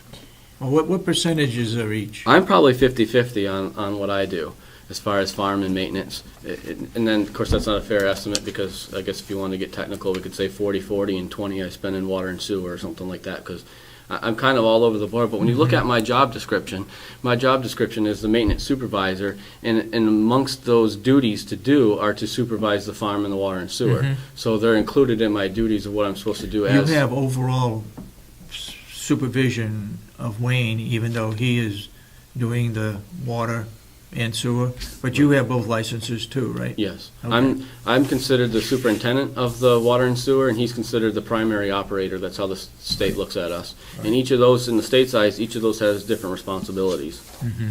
They would look at him, if something went wrong, they're gonna look at him for different reasons because he's a primary operator before they look at me. So he holds more responsibility at times because of how he'll be looked at by the Mhm. state than I would be. Okay. So, anyways, down through those, we get down to office supplies, I guess is kind of the first thing that I would be able to tell you about. That hasn't changed. All the way down. The first change I have is vehicle expenses, which is 073. You're gonna see I went from 1,100 to 1,800. And on your sheet that I passed out to you, I have 073 on there. That is because of new tires for the plow truck, the Ford plow truck. I need to get new tires on that this year. And that's $700. I called Northern Tire, and because the sheriff's department does a lot of their stuff there, she was very up to date on government discounting prices for tires. And instead of paying $250 a tire, we can get them for $176 a tire. And so that's where I came up with $700 to get the 4 of them for the Ford. They don't have a lot of miles. We're just under 30,000 miles on that truck, but we've gone through 4 seasons of plowing. Which And truck is that? That's the Ford F-350, 350? the very first one that we bought. The first year I was here. Like I said, we've gone 4 winters on it, and the plowing takes a beating on the tires. You know, Will, it might be useful when you pass this information out to the delegation that you put down, or you start now, put down the mileage that the vehicle has gone and the mileage that you used in the last year. Okay. They look at the new truck, they have no idea how many miles you've gone on it. At 30,000, most people would be going 60 or 70 before they got a set of tires. They don't understand that you're plowing with it and it's gonna wear them out. Right. Good point. So that's what that one is. The very next line, last year we budgeted $4,000 on that line. Traditionally, we budget $2,500 on that line. It increased last year, and that was because catch basin cleanings, if you remember, we had all that done. Yep. So that was why it increased. Now, instead of dropping it back down to $2,500, I dropped it to $3,500 because I need an extra $1,000 because I need to buy a new tire for the backhoe. As we go through the farm budget, you're going to find out is this year I've put 2 new tires, a back tire and a front tire, on the backhoe. Last year we put a front tire, so I got 1 tire left, a back tire that needs to be redone. I did not budget for that back tire or that front tire this year, and it slammed me in some of my budgets. I've had to put other things off that we normally purchase and that I need for other equipment. I've had to put it off because those tires were more important. So this next year, that tire's going to go. I'd like to plan to have the money there to replace it instead of having to eat up other things and not be able to purchase the things that we need. Go ahead, Commissioner Babson. The people that use these equipment all the time will tell you the right way to do it is to buy 2 rear tires or 2 front tires. You don't buy, Right. you know, the delegation should be told that we either need 2 fronts or we need 2 rears. And I guess we We'll never get caught up now because we're going front and back and on one side. Well, the so- two, really, all this has all been done within the year, because the two front tires went on, they went separate. Yep. But it was like in December, and then the next one was in April or something, so they were within 6 months of each other putting them on. And this back one went earlier this summer, so if we can get the money and get it put on this winter or this first thing in the spring when the budget passes, it won't be too far off of each other, you know, won't Now, be when- exact, but they won't be too far. Well, when you say it went, what do you mean? It wore out, or it got cracked, or you put a hole through it, or what happened? The tread is there were original tires on it. The thing's a 2001 or 2003. The tread is gone from being on all the pavement that we use around here. And the reason the back one went, the tread's gone on the other one, but we're getting by. The reason the other back one went is because it actually got a weather crack or whatever in it, and it split from the sidewall. It had a Yeah. big crack, probably 6 inches or so Yeah, I got length. those two. And it just finally, we were milking it for a while, and it finally Do went. they have tubes? Are they tubeless? I believe they're tubeless. And the front tires, for some reason, they developed. I think they maybe hit a curb out here with it when we were plowing, bucketing snow, or maybe on the wood pile, whatever. They developed these. Started off as a golf ball size on the sidewall thing, and then it just kept getting bigger and bigger before it finally. I mean, the thing was almost the size of a small basketball. The first one that we milked it out so long, and then it went. Yeah. And those ones aren't too bad. I mean, there's $233 for the front tire. It's expensive, but it's not that bad. It's the back tire that's Yeah. around $1,200 to have the back tire done. And they're loaded too, aren't they? The back tires are, yes. I don't think the front tires are, but the back tires I'm sure are. You get those from Frechette? Yes, the back tires. Well, actually, all of them I've got from Frechette. But the back tires are so heavy in the way they do it, they actually come down to the. They come right here, and they'll change it for us. The front tires, what I did is I planned it when Wayne was going to do a water test up to North Conway anyways. Pull the tire. He took it up, dropped it off, did his water test, came back, picked up the new tire, and brought it down all in one trip. But the big tires, they actually come right down and do it. Good. So that's the reason for that increase. The next line you'll see an increase is insurance. That is nothing to do with me. That's a number that's given to me by Kathy Gary, and that's what that's up for. The new equipment line, we went down $100. I would have just as soon left it at 15, but we've had some discussion with the different things, and we decided to leave it at 14.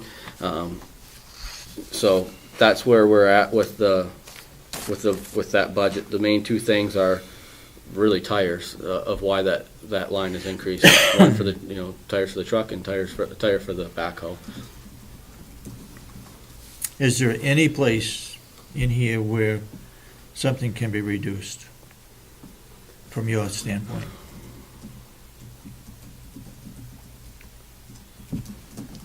Would our telephone change? And we need to, Commissioner Babson, would you check on where we stand on the telephone with Spyglass Yep. when you get a chance? From where I stand, the only three line items that really, out of all this whole page that we're looking at, there's three line items that I get to manipulate, I guess, that I would turn into you. And that's the two that I just talked about, 073 and 081. And the third line item that I think that I would get to manipulate is the new equipment line. And I've got that to where it is because that's what buys a couple new push mowers in the spring, all our rakes, brooms, all those types of annual things that we have to get for the inmates' labor out here. And I've got that down to the bare minimum in my belief. So those three things are the only things that I think I could manipulate up and down. And What is it, new equipment, and what else? Because I can't bounce. oh, sorry, vehicle expenses and maintenance and repair.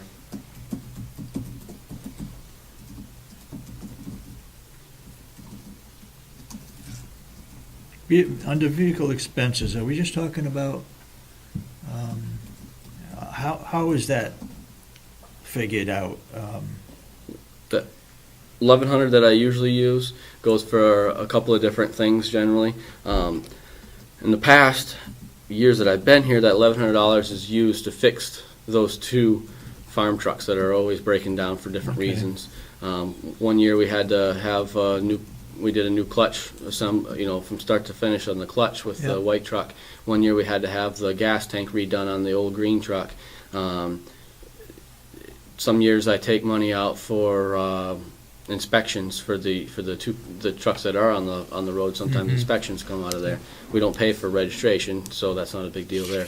But those types of expenses, and it's generally associated with those two trucks. Conversation that we had at some point is it seems to be kind of ridiculous to keep dumping $1,100 into these old trucks. Yeah. If I had my choice, I would think that I would like to find a truck that's maybe, I don't want a new truck for what the inmates use around here on the complex because it doesn't make sense. They're going to beat it up and everything else. Just the nature of the type of work they do with it. So I would like to find something that's $4,000 or $5,000, and then if it gets us through 3-4 years, great. And then let's junk it and just buy another $4,000 or $5,000 for that stays on the complex. That would be my choice, but we don't work in that way, and we. My choice would be that you junk those two because you're putting too much money into them, and that you buy a small 1-ton dump truck to do maintenance around here.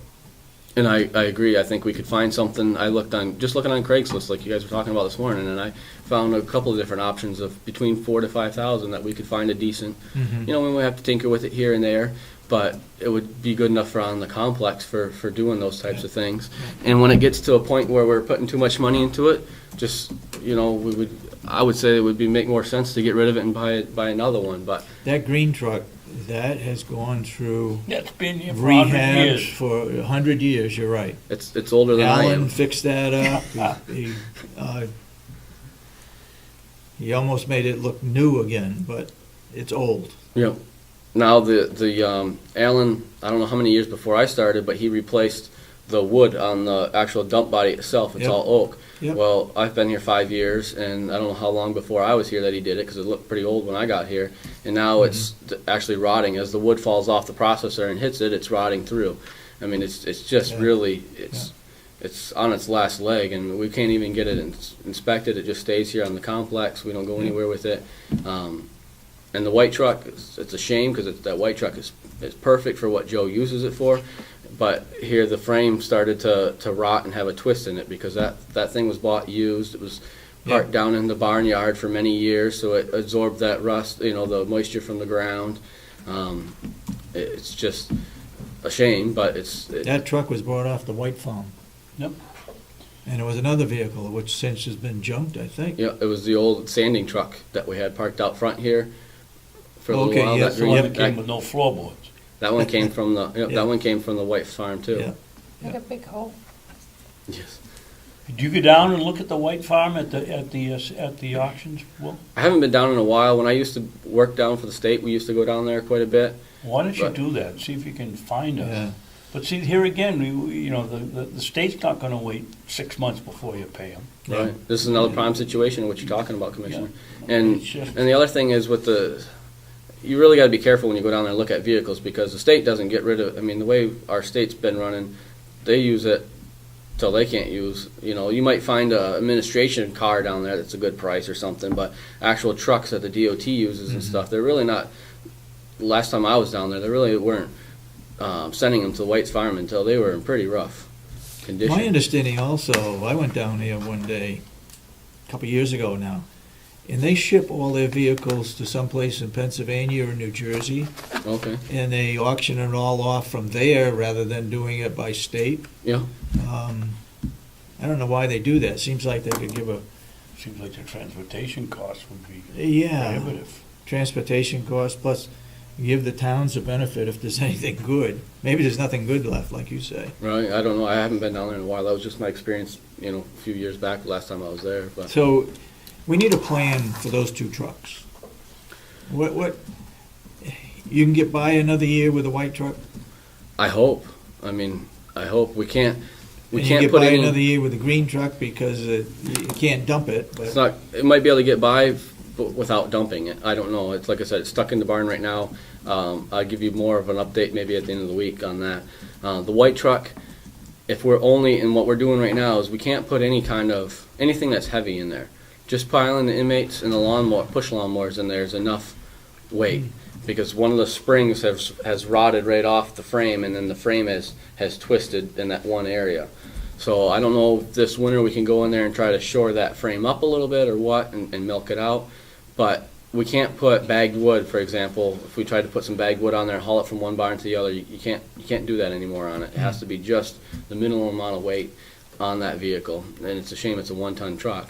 And we need a plan for these. And like I said, if worst case scenario, if you need me to try to milk it out that one truck, I'll do the best I can. But next year, I'm really going to have to be asking for something to do with those. We don't need two. I mean, we could get by. We could junk both of those two and replace it with one. I would say that would be You know. my plan would be to junk both of those and get one that's Right. If we had decent. Right. And like I said, but it doesn't need to be, I don't see, I have a hard time wondering if we took, let's say we bought another, this old, not old, but the Ford truck I'm saying that needs new tires on it. Yeah. In a few years, my plan was, in a few years, we'll rotate that out because it's getting abused a lot with the stuff. But it'll still be a pretty nice, pretty decent truck. And if we turn that in, we probably will get some value out of that when we go to purchase our next one. Mm-hmm.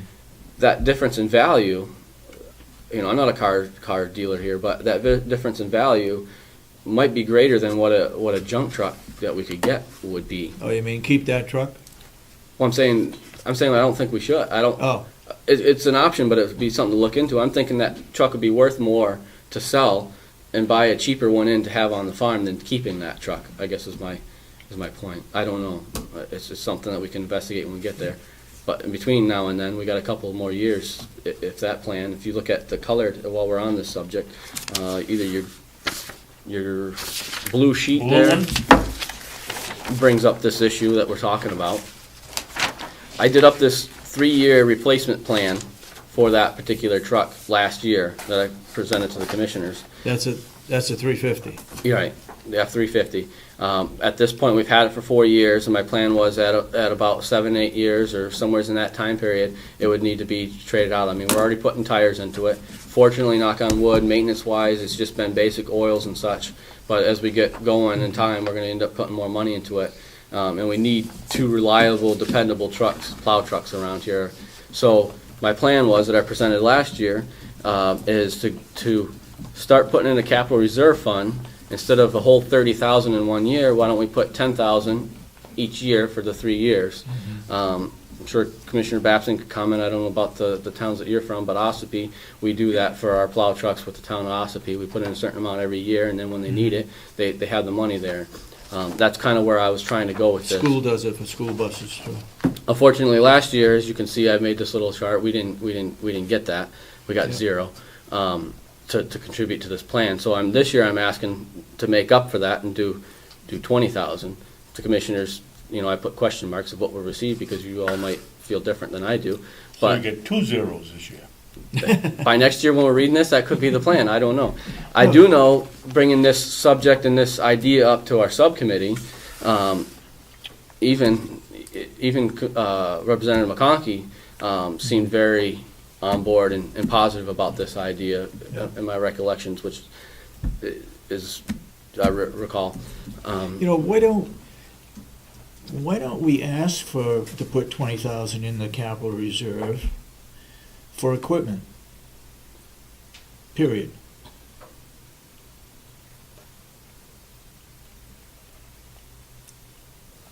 Well, that's fine, except if it's a piece of farm equipment. I said equipment. Right, but then you still have to come before the delegation to take it out of the True, capital reserve. true. But I mean, And they have a history of not meeting very often. yeah. It's gotta be some way around it. I was thinking you put 20,000 in the capital reserve for equipment. And if an emergency comes up, we go to the delegation and get permission to use that money. If not, then it stays in there, and then it goes towards 3 years down the road, or 7 years down the road, whatever. When we need a new plow truck, then the money is there. Let me play the devil's advocate. Go ahead. We've got this money in a capital reserve fund for a new plow truck. Plow truck we have dies. We need a new one.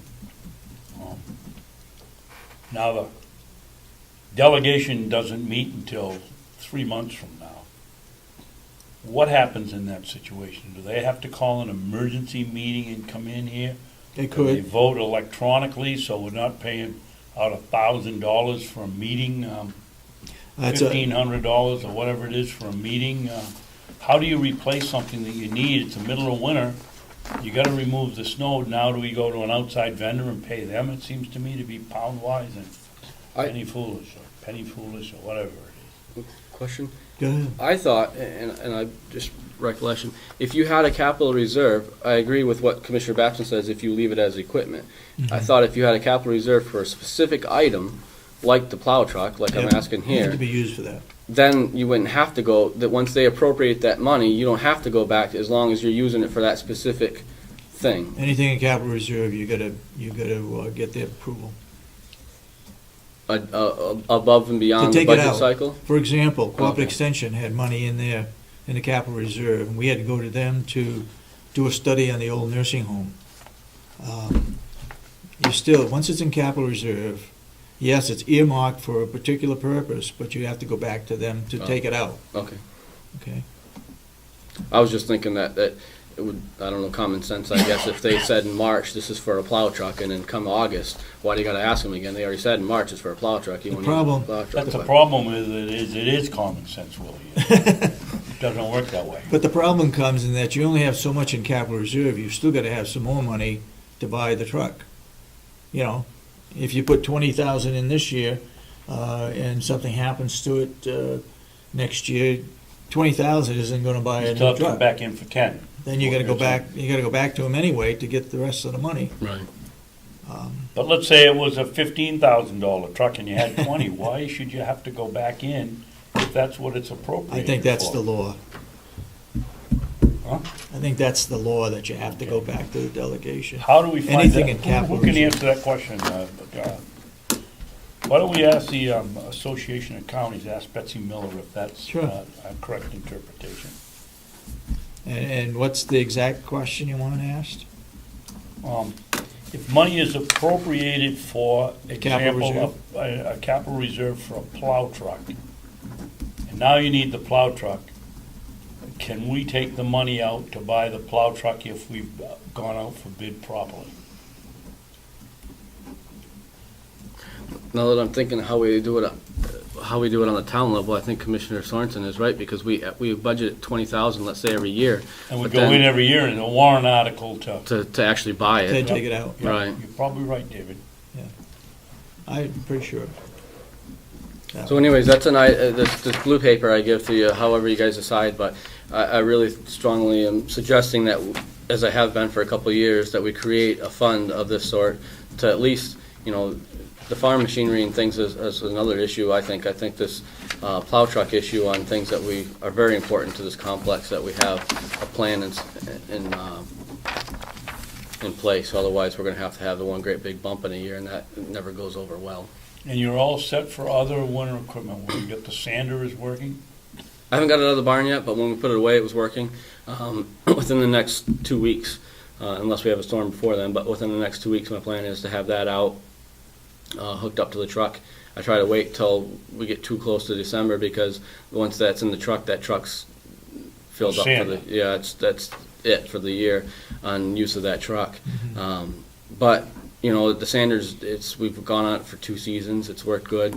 I don't see my crystal ball. I don't see any major issues with it, so I think we'll be okay. We got our snow blower that's been running fine. It's a couple years old, and so that haven't had any issues with that. So we just need to get out and tune it up. And That John Deere lawnmower that we bought, yes, is that capable of being converted to a snow blower, or is it strictly a lawnmower? it's strictly a lawnmower on that one. Any thought been given to a snow blower off one of the farm tractors? To once and for all blow the snow in an area that you can blow it, to get rid of it completely. You don't have to touch it again. You don't have to push it back. It just blows it out into the field. Any consideration be given? I bought one last year, and I don't have to plow the road and push the snow back. It goes into the woods and it's gone forever.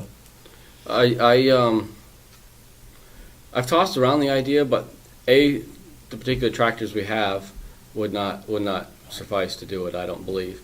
Geez, I only got a 32 horsepower one, and Well, I'm not talking horsepower. Yours isn't 50 years old either. And I'm not talking about horsepower, because we wouldn't need a huge horsepower, but it'd be nice to have something with four-wheel drive. We only got two-wheel drive tractors down there. I see. For one. Not to belay that I might want to be in comfort, but instead of having the way the wind blows around here, instead of having an open cab and having the stuff blowing all over me all night long, it might not be nice to have something that was in a cab for that issue. But the other thing I struggle with is someone like yourself, if we're going to get 12 inches at your house, assumingly, this is what I would do at my house, about 6 inches in, you can go ahead and go out and snow blow it, and you come back inside and you wait until the storm's done and you go finish the other 6 inches. yeah. We don't have that luxury here. Every 2 inches know. or so it needs to be done. So is it worth blowing snow all over the place for 2 inches of snow? And then how fast am I going? How fast can I make that snow blower go for 2 inches versus how fast can I do it in the pickup truck? So if I only was able to have to do it, say, twice throughout the storm, I would totally be on board with that. But I'm just unsure where I have to do it so often. And the other thing is I look at the industry. How many people that do big parking lots and hospitals and all that, how many of them are using these big snow blowers all over the place? I don't see it too often. I could be They're using wrong. the big oversized buckets on the front. It's essentially a plow, because that's what they're, so they can keep on top of it. But then I look at the town of Conway. I don't know if they do it in Ossipee because it's not a city like Conway is or Wolfboro, but they have a snow blower that blows it into the trucks to haul it off the roads because it just gets built up and the roads get narrower. Right. And they may use it 2 or 3 times a year. Now that's a whole truck. I mean, that's a big operation that they can only use that truck for that particular purpose. Right. But seems so to me. And you maybe I've heard the prediction that it's going to be an open winter this year because we've had so much rain. But anyway, Open is in a lot of snow or not very much snow? not very much snow, I hope that's right. but it could be cold. I don't know. I can't see probably doing it in a parking lot. Why don't we make up 2 budgets? One for yours if there's no snow, and one for the rest of the world that doesn't believe anybody can tell what's gonna happen, and we have to take it the way it is. Yeah. Okay, let's move on. So that's the maintenance budget. Are we, I don't know if there's any more So we discussion. leave the maintenance budget the way it is, Well, except for the changes that we have no Salary. control over. salary. Yep. So that looks like it's going to be up. Well, it's already up 3,000. It'll be up a lot more than that with the salaries. Well, there's only more, but yeah. Okay. Do we want to talk about the farm real quick? Yep. I'd really like to I want to go through this. I really want to spend a few extra minutes on the revenues that I want to talk to the commissioner, so once we get through this expenditure. Again, going down, first line item, I changed it back to $5,800. I've traditionally left it at $5,800 since I've been here last year. Excuse me, Will, where are you? Overtime budget, the very first top line. Oh, I thought we said look down. Okay, go ahead. I'm sorry. We got to look at that one first, then we'll look down. Last year, I've traditionally left it at $5,800 since I've been here because I can't predict the winters and how much overtime we're going to need with You got that. the chairman doing that for you, though. Predicting the winner. So the commissioners dropped it by $800 last year and gave me $5,000. And we're knocking on that, as you look at the third quarter right now, we're already knocking pretty hard on that $5,000 range. And if we get some snowstorms in December, I'm going to be over the $5,000 range. Is the overtime strictly on snow? That's what I was- No, it's overtime is generally only used for snow and hay. And the hay hay's less. I would say like a 60-40 or 70-30 even of the higher number being the snow removal overtime and the lesser number being the hay. You can't get around the snow. The snow you gotta remove, but What we've done this year, we've made big strides. I mean, it only shows in the last few years, but when you go further back before my time and we didn't do the hay wagons and such, we spent a lot more time on overtime on hay than we do nowadays. And having Mark on, Mark makes less money than Wayne, and he's willing to work a lot more overtime than the employee that we replaced with him. He didn't want to work overtime. So those two have really worked out a lot of Mark's picked up a lot more of the overtime, which saves us a few bucks. yeah.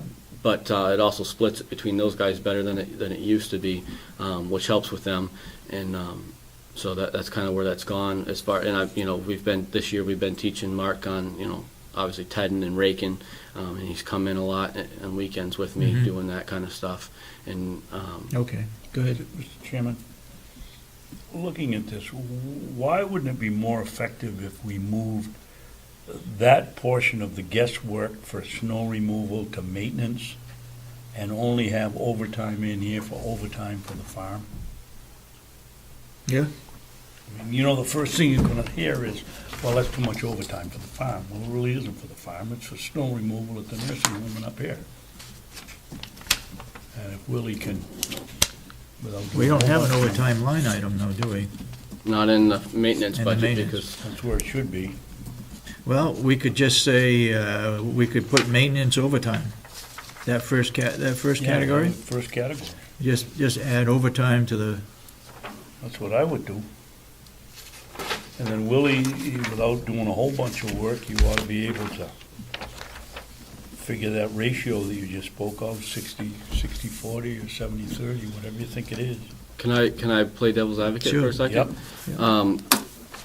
Not to steal your thunder on that, because I like the idea any more we can take out of the farm to move, I agree with, but someone else might be able to point out the fact that the farm gets the revenue, so it should absorb, because it's getting a certain amount of revenue for the snow plowing and such, should absorb that time Mm-hmm. because of that. I don't know, I'm just saying. Good point. yeah. What would you guess the revenue is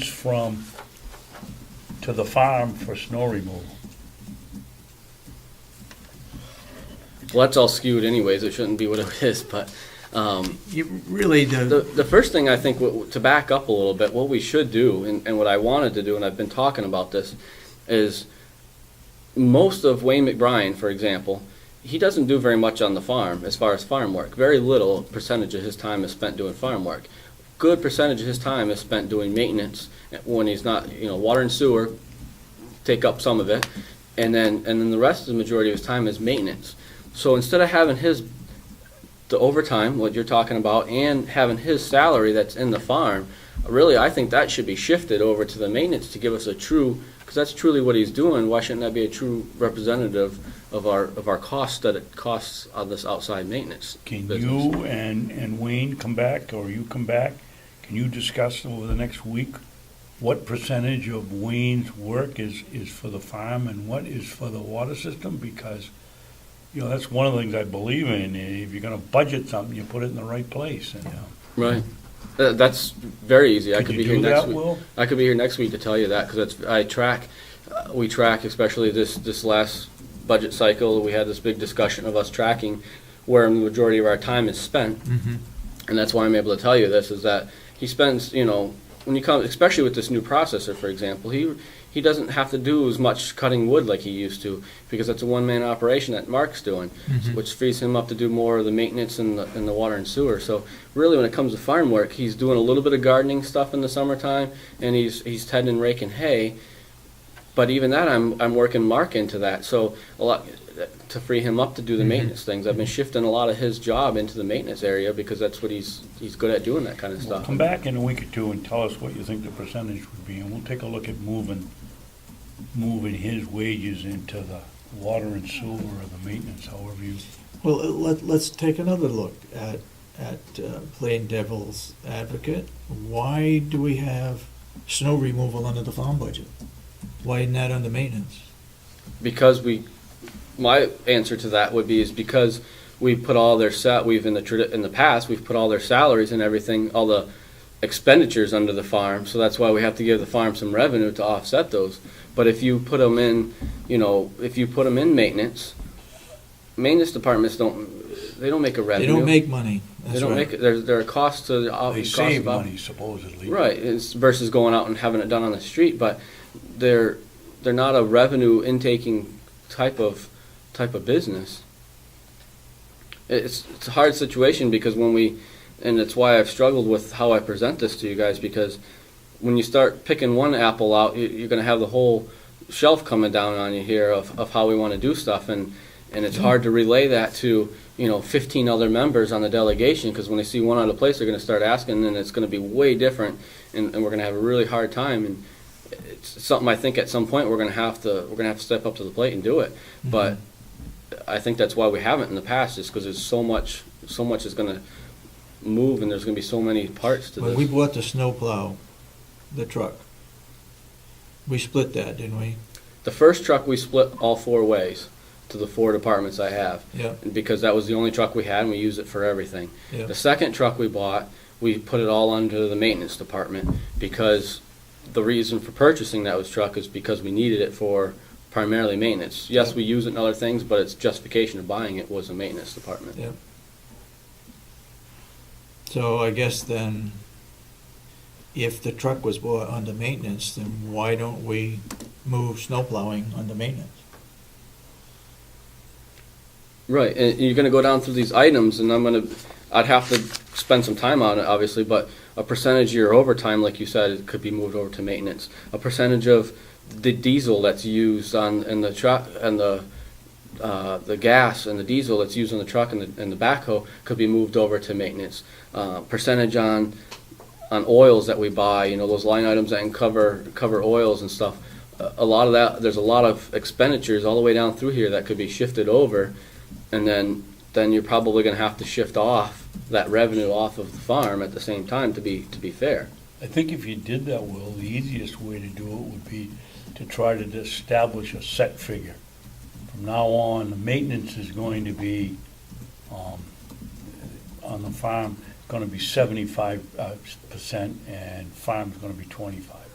So that you're not going down each individual item trying Right. to figure out, Yeah. try I to see what find, you're come to an average that you could use. Just take the number and have an average of that and to figure out what Yeah. should be moved. And every time. And then when you move it over, you got it, and any figures that come in after that, it's split. That's what Kathy does on the bills for the telephone. That's what she does on the bills for the gas. That's what she does on the bills for the electricity. She's got each one of them broken out on a percentage of what they use. Now, of course, some of them use a little more, a little less, but over the long run, it works out pretty close, and we could do the same thing with you and the snow plowing and the 'Cause Let's back up a little bit further, and I'll throw this idea out to you. We're talking about revenue for snow plowing, which means the jail pays a portion, administration building pays a portion, nursing home pays a portion. Why Well, don't excuse me, we? right there. Where's the snow plowing in this scenario? Is it under maintenance? Because if Well, it's under maintenance, then the farm should be paying something too. Well, what I'm getting at is, let's put snow plowing under maintenance, and that's a cost. Maintenance doesn't Right. make money. We take the expenses out of those 3 buildings Right? for snow plowing and not have it in there at all. It just falls under maintenance. This is what it costs to snow plow the complex. That's what I thought we were talking about. Well, that's exactly where I was going to go. What I was going Okay. to say too is in reality, you And can don't have any revenue. Right, there's no revenue for the maintenance, there's no revenue for the farm. It's a It's just when cost, Jason that's it. calls up and It's a says, hey, cost. can you come and plow? We just come and plow. When he calls Joe up and tells Joe to go fix the boiler, Joe doesn't give him an hourly rate to fix the boiler, it's in his cost. This would be the same thing with us Yeah. for all the buildings. We would Yeah. just come over and do it. And that's gonna, right now, what's happening is we get a certain amount, and it hasn't increased. If you stop and think about, if you look at my budgets, the 5 years I've been here, we added a new nursing home on, which has added a ton of plowing and a ton of yard work. Yeah. Their budgets have not increased on the amount of money they give the farm for that. They're still the nursing home still budgets the same amount of money for the old nursing home plowing as they do the new nursing home plowing. Really? So it's skewed, yes. Is that a fact? As true as I look at my revenue budgets, it's a fact. And now if they've increased it, it hasn't come to us. So that's skewing the real cost of what it takes for us to do this. So if we put all of our costs into the maintenance department, try to get them as true as possible, like you said, and take it all out of those other departments, we're going to have more of an idea of truly what it would cost, I think. What that would also do is would cut down a lot of paperwork. It'd Yeah. cut down a lot of the budget, a lot of assuming that Oh, yep. 50% of the time is spent doing the jail or whatever. So, What it doesn't do, then it doesn't show, and I'm not sure we need it to show unless we're getting some kind of federal reimbursement for the nursing home based on the cost to maintain it. yeah, it's going to be a complex-wide cost instead of a That's right. individual building. Yep. But that's food for thought. You in a rush? Well, I really want to talk about the revenue, and I know what's going to happen. You guys are going to get caught up on this, and then like, oh, we got to get out of here and throw me out. So I want to get through everything.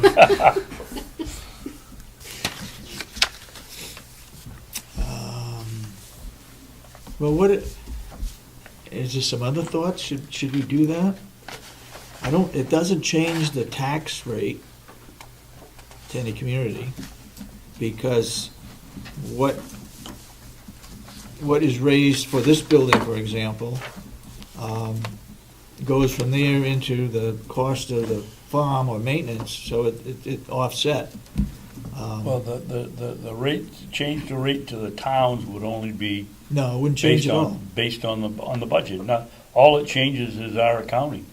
It has a and the Changes the paperwork, yeah. Yeah, and it has a, as far as the credit debit thing that Kathy Gary's always talking about, you're taking the debit that this building, the nursing home, the jail, that's a debit that they give me, and it's a credit that shows up in mine. Yep. You're eliminating both that credit and that debit. Yep. So all you're doing is shifting some expenses from the farm to the maintenance department. So you're gonna have right now you got a smaller looking maintenance department budget, and you're gonna jack that up, and you're gonna Jack lower that your up. farm, Yeah, but you're going to lower your revenue on the the farm. also. revenue that's raised from this building and the other three buildings, you're wiping that out. Right, that's the credit and debit part that's getting wiped Balances out. Right. I don't know, it's something that, It makes sense. yeah. Unless we have to show for some reason the expenses for individual buildings, like the nursing home is the only one I can think of. The other question or suggestion I might have is it might be, to do a major swap of changing this might be a good thing to wait for someone like Kathy Gary, who has a lot of the inside knowledge on that stuff before Oh, we weren't gonna do it. My suggestion was gonna be talk to Kathy. Right. Maybe even our bookkeeper account, and see if we can do it. Right, Yeah, yeah. because there might be something we're What missing. else you got, Will? All right, let's go. But leaving the farm budget as stands, we'll just go down through it. So that was the difference. I moved that overtime back into there. The next few line items are uncontrollable as far as I see from my aspect. You get down to supplies and services, which is 029. I budgeted $6,500. As that comes in, that whole $65 will probably be gone this year. You're at $5,800 at the end of the third quarter, so that's probably going to be used up. And I've left everything else the same, all the way through the fuels I've left the same. The next increase you're going to see, and I had this on your little page I gave you too, is 072, which is vehicle lease / purchase. That's where I put our processor payment in. What? Our processor payment. Processor. Yep. We're making payments on that. Yep. So that's $9,800 that went into that line item. That's total, that total goes to the process. Right, Okay. that's an annual payment to the Yep. annual payment of the processor. Yep. Everything else I've left the same. Equipment repairs, I dropped that down to 5,000 versus 5,800 last year, because 5,000 is what we traditionally budget. Last year we had an increase of the $800 because I needed a new radiator and a small tractor, if you remember, and we got that. And this year we're back to needing all that 5,000, especially since the tires and the backhoe came out of that. A bunch of them came out of that, and that hit that one hard. Insurance, you can see, went up. That's a figure that Kathy Gary gave me. The next line item is new equipment. If you refer to your green sheet that Kathy Geary gave you, a replacement hay rake, I budgeted $3,000 to replace our hay rake. I would like to get a hay rake that is the same model as ours, so that way it doesn't have to be a brand new one. Those are good hay rakes, but ours is probably late 60s, early 70s vintage, and I want something, they still make the same. They say, yes, exactly. They still make the same models, and I would like to get one the same model used, but we can rob parts from ours to use on that one. And then the third spot, which is $375, or excuse me, the second spot, is to get a new sharpener, a chain sharpener for our new processor. It's a different type of chain than it's a 404 chain, which is a bigger chain than what goes on a traditional chainsaw. Yeah. So I need a different sharpener to sharpen that bigger chain. You get more blades for that? More? I'm going to. What we've done in the past is we buy for our chainsaws and the old processor, we bought a roll, Make your own? and we made our own. Yeah. We went up and compared costs with the new chain, this 404 chain. Would it be cheaper for us to buy the roll or already buy them pre-made? Yeah. And it's virtually no difference. difference. Is it Tim, is it up there at Windy Ridge? He says you want to get the roll, just have some busy work, fine, but he says cost-wise, it's just the same exact price if I make them for you. So we don't need, if that was the case, we might have to buy some different tools to make them, so I don't want to do that. We'll just buy the chain, but we do need a machine to sharpen them in. So that's that $375, and that's what, going back to our white sheets, that's what that $3,375 is for. Willie, on that processor, there's no way to sharpen that blade without taking it off, is there? Right, you take it off and you And put it in the machine. That's not like taking it off your chainsaw. It's a little bit bigger, and It's I bigger, watched but it's Mark do it the other day, but it's not hard. But right. It's not hard. You just have to take it It's off. just time consuming. Yep. I think there's 3 or 4 bolts that he has to do, and it comes right off. So if Well, he took it off, how did he sharpen it? You put it in the machine. That's what I need to Take buy the the chain machine for. off. We You haven't have to sharpened remove them. the oil, The oiler. Drip? the oiler Yep. is a tube, and he has to take those 4 bolts off, Yep. and then he can loosen the chain and take it off and take it But did you over. have another chain, or you took that Yes. chain off to have it sharpened? Yep. What happened? Bill Toms gave us 2. Oh, gave One you came two? with it, and he gave us 2 more chains. Oh. So we had 3 chains total. So we're on our 3rd chain right now. The other 2 just need to be sharpened. Once we have it, nothing's wrong. They're just dull. Yeah. And so we need Yeah. a sharpener to put them in, and then we'll be fine. What's it cost to sharpen a chain? Any idea? I don't know. I didn't ask, but we've got a lot. I mean, we ran. Regular chainsaw, it's about $10 up at Windy Ridge. I was gonna say somewhere between 10 to 20 is what I thought, but I wasn't sure. But you got a bigger chain and it, more teeth and. Right. I don't know what that would cost. I didn't do that. $375, you can do a lot of chains at $10 a piece. He has Well. a bigger one. How about the labor involved in doing it, that you're paying $35 an hour for? True. So. All right, Um. okay. Yeah. So, anyways, that's what that line item's for. If we go down to information technology, I raised that by $50. I still don't know what's going on with all that. We may be that's an item that we may be taking out also. Oh, okay. It may So- just go into the IT committee or department. Reason why I upped it from 50 to 100 is if you see this year, in the Yeah. 3rd quarter, we had $96 that they Yeah. charged us, so I wanted to make sure we had that at least covered. If that disappears, it disappears. And then, $96 for what, Will? no, I don't know. What do you mean, Just for maintenance. your Maintenance. assessment went up I guess, $99? it went from, we were No. used to, One from 89 to 96. the first year in 2011 was $50, Yeah. and then it went up to 89, and now it's up to 96. Oh, yeah, I thought okay, I misunderstood what you said. And that's something to do with the IT contract. We have one computer, and so all my budgets have a small amount, because I believe, because they're. You only have one computer? Yeah, it's all. It takes care of the wells? It takes care of anything else? Takes care of the wells, takes care of the, I have the internet on it, and I do all my work on it, basically. All right. Then the next line item is purchase resale. We budgeted $17,400 last year. I'm budgeting $1 this year, and that is because hopefully our log cut will be done up top, and we don't need to buy logs this year, which is going to increase our profit margin on our wood this next year, being we don't have to buy wood in.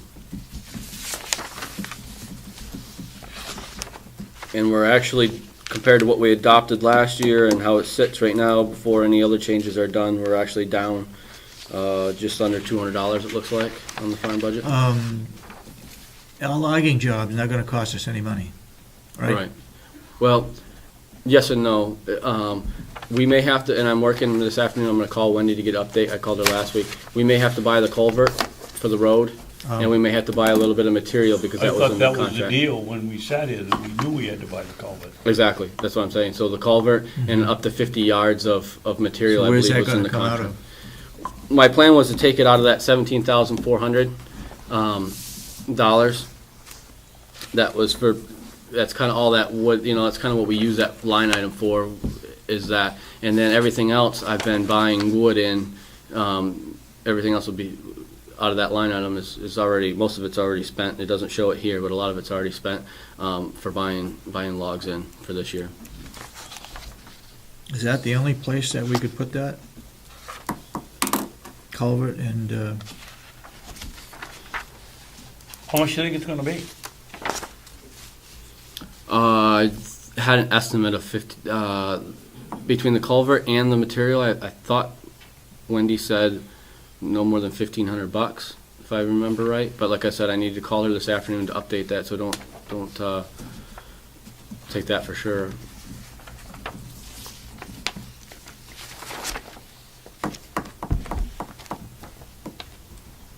well, you gotta put it somewhere. Well, that's just it. My supplies and services line is just about used up.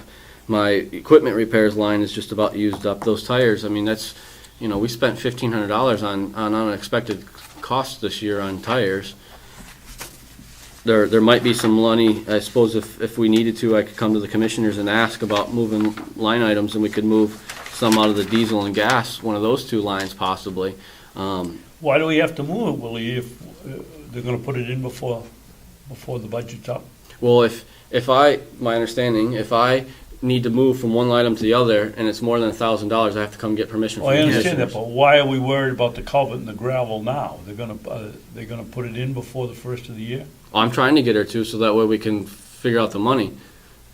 You wanna get that portion of it done? Is that what you're saying? That's Last- my confusion. If Okay. you put it in this year's budget, we're gonna have to find the money someplace. Yeah. Right. If you put it in next year's budget, we either get it in and get the gravel and don't pay for it, or we pay for it, depending on what the delegation wants to do. Also, And can you do that? Can you delay them enough? is that what Make a you, deal with them that they pay for it and then we reimburse them after the first of the year? I don't know, I could, if that's what the wish of the commissioners, I could try to ask. and When do you find think out, they're but gonna do the logging job? I don't know, that's why I gotta call. I called last week and I've been pressuring Wendy to figure out, because my original plan was to take it out of that sale category.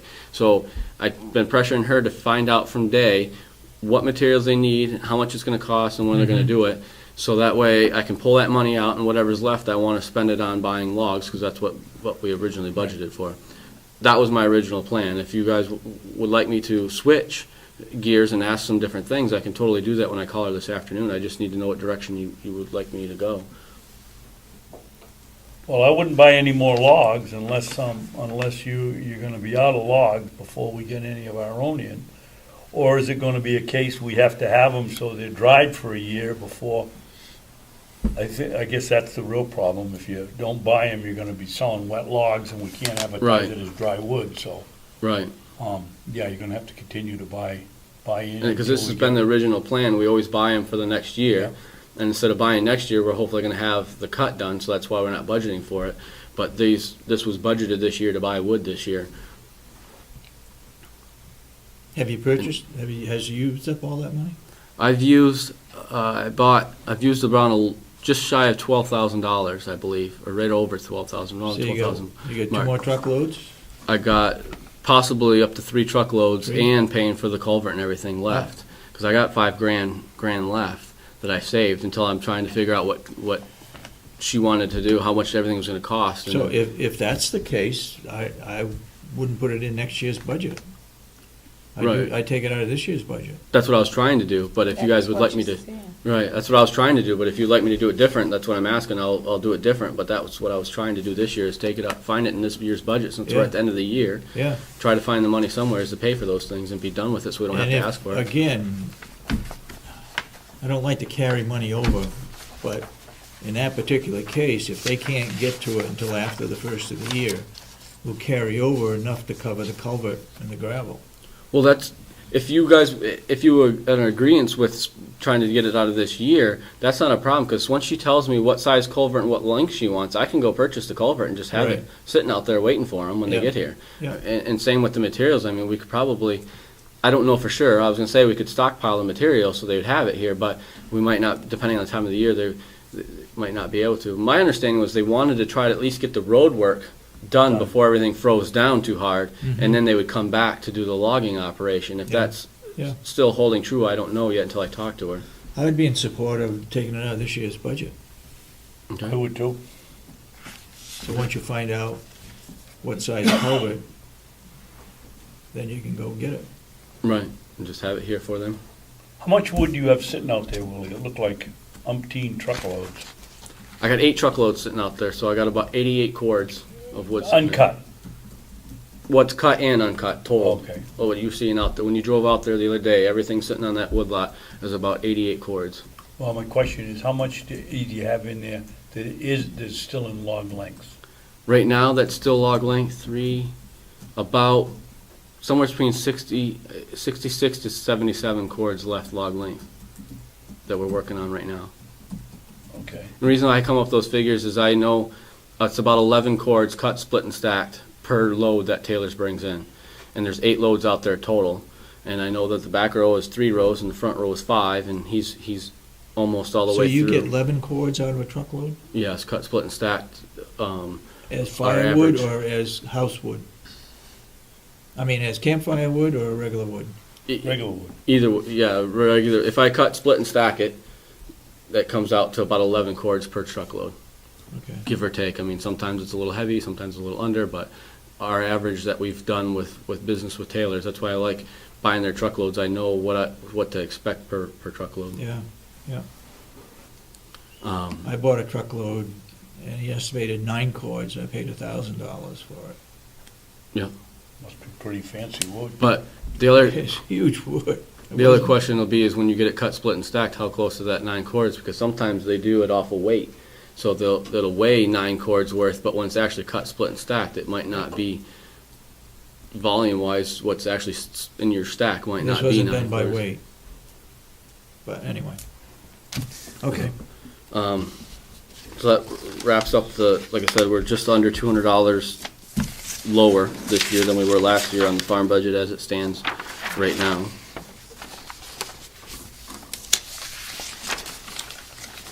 Are there any places where you're gonna be overspent? On the farm, Yeah. that supplies and services is gonna be very, very close, and the equipment repairs is gonna be very, very close. Because, for example, the equipment repairs, I generally don't spend money out of that until November, December. I try not to until November, December, and I buy things that I know I'm gonna need for the following season. So I kind of revamp my inventory, so our inventory is at Yeah. full capacity for Kathy Armstrong when she talks about inventory stuff in the winter. So that's what I try to do. But this year, like I said, those tires came out of there, and that took a big hit for us of unexpected costs. So it's going to be close. The bottom line, I definitely won't be over the bottom line, but some of the particular line items are going to be very close. Okay. And the last thing we have is revenues. Did we get a revenue I sheet? don't got a sheet. though. No, you didn't. But I got one for you all. Aren't you nice? Thank you.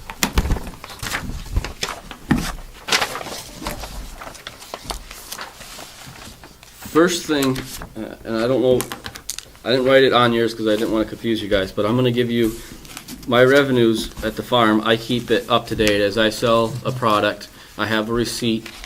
We've talked about how we do our receipts at the farm here, I believe, but we have 3 copies. One goes to the customer, one goes to the business office, and I keep a copy. And that copy I keep, I input it into a simple spreadsheet format to add up each and every category, and then I can track the customers and how much they bought and such in there. So I can keep it up to date. You're going to see third quarter revenues of what it's come in on the sheet you're looking at. I keep up to date, so I have the up to date numbers that I can give you as of right now, which will be pretty close to the end of the year because we've pretty much brought in all the revenue for the rest of the year, minus a little bit of hay or whatever in already. So under the produce, I've sold about $6,100 worth of produce this year. It's not on your sheets at all. I'm just telling you. Say that again? I've sold about $6,100 of revenue of produce this year. It's not on your sheet. I'm giving you what I have in my computer that I know. 6,100. So right. So Okay. in January, when these get printed off, you're going to see around $6,100 on that. Okay. Okay. We're going to be very, very close of hitting that $35,000 mark on the hay this year that we'll have sold. Once everything's gone in the barn, we're going to be right about $35,000. The wood category, we are going to be right around $55,000 that we've sold on wood this year. 55? 55 that we've actually sold this year. Why does it only say, Because that's what he's actually got? Says 36. Is that what you're going to ask, Commissioner Babson? no, it says 45 on mine, sale No, of wood? what I've written on your papers is what I'm projecting for next year. Okay, well, you said 55 for the wood, not 45. Right, 55 is what I've actually made this year. I'm budgeting I see. 45 for next year. I see what Okay, you're I'm doing. with you, I'm with you. Yeah.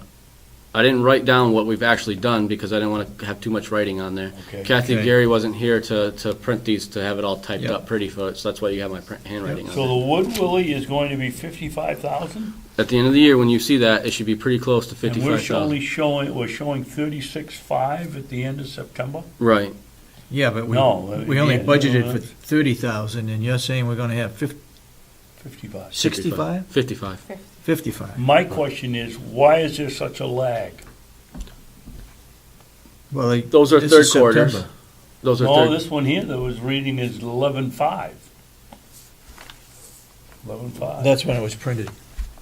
Oh, yeah, that was printed yesterday, but what they have in the actual computer, what she's put in the computer so far is. Okay, I'm with you, 9:31. Right, All right. you see what I'm So saying? That's third so quarter that's- reading. That's 2 months, or a month and a couple of days. All right, look, you said we budgeted 30,000 for sale of wood. Yes. And you're saying we're gonna have 55. Yes, sir. So that's 25, $25,000 more than what we budgeted. more for. than what we budgeted. Yes, sir. And then you increased that to 45 for next year. Yes, because Okay. as I've always said, I always budget for revenue estimations. I always go on the lower end to make sure I can meet the numbers for you. I'd rather come in higher than have you budget them too high. Yeah.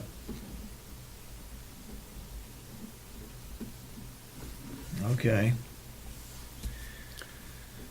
So what you're looking at your sheet, when I totaled it up at the bottom, it says 143,500. Yeah. That's what I'm submitting of my predictions for next year that we can make. In reality, what we made this year, and you will see this in January, you'll see that we made $156,000 this year. 156. Yes.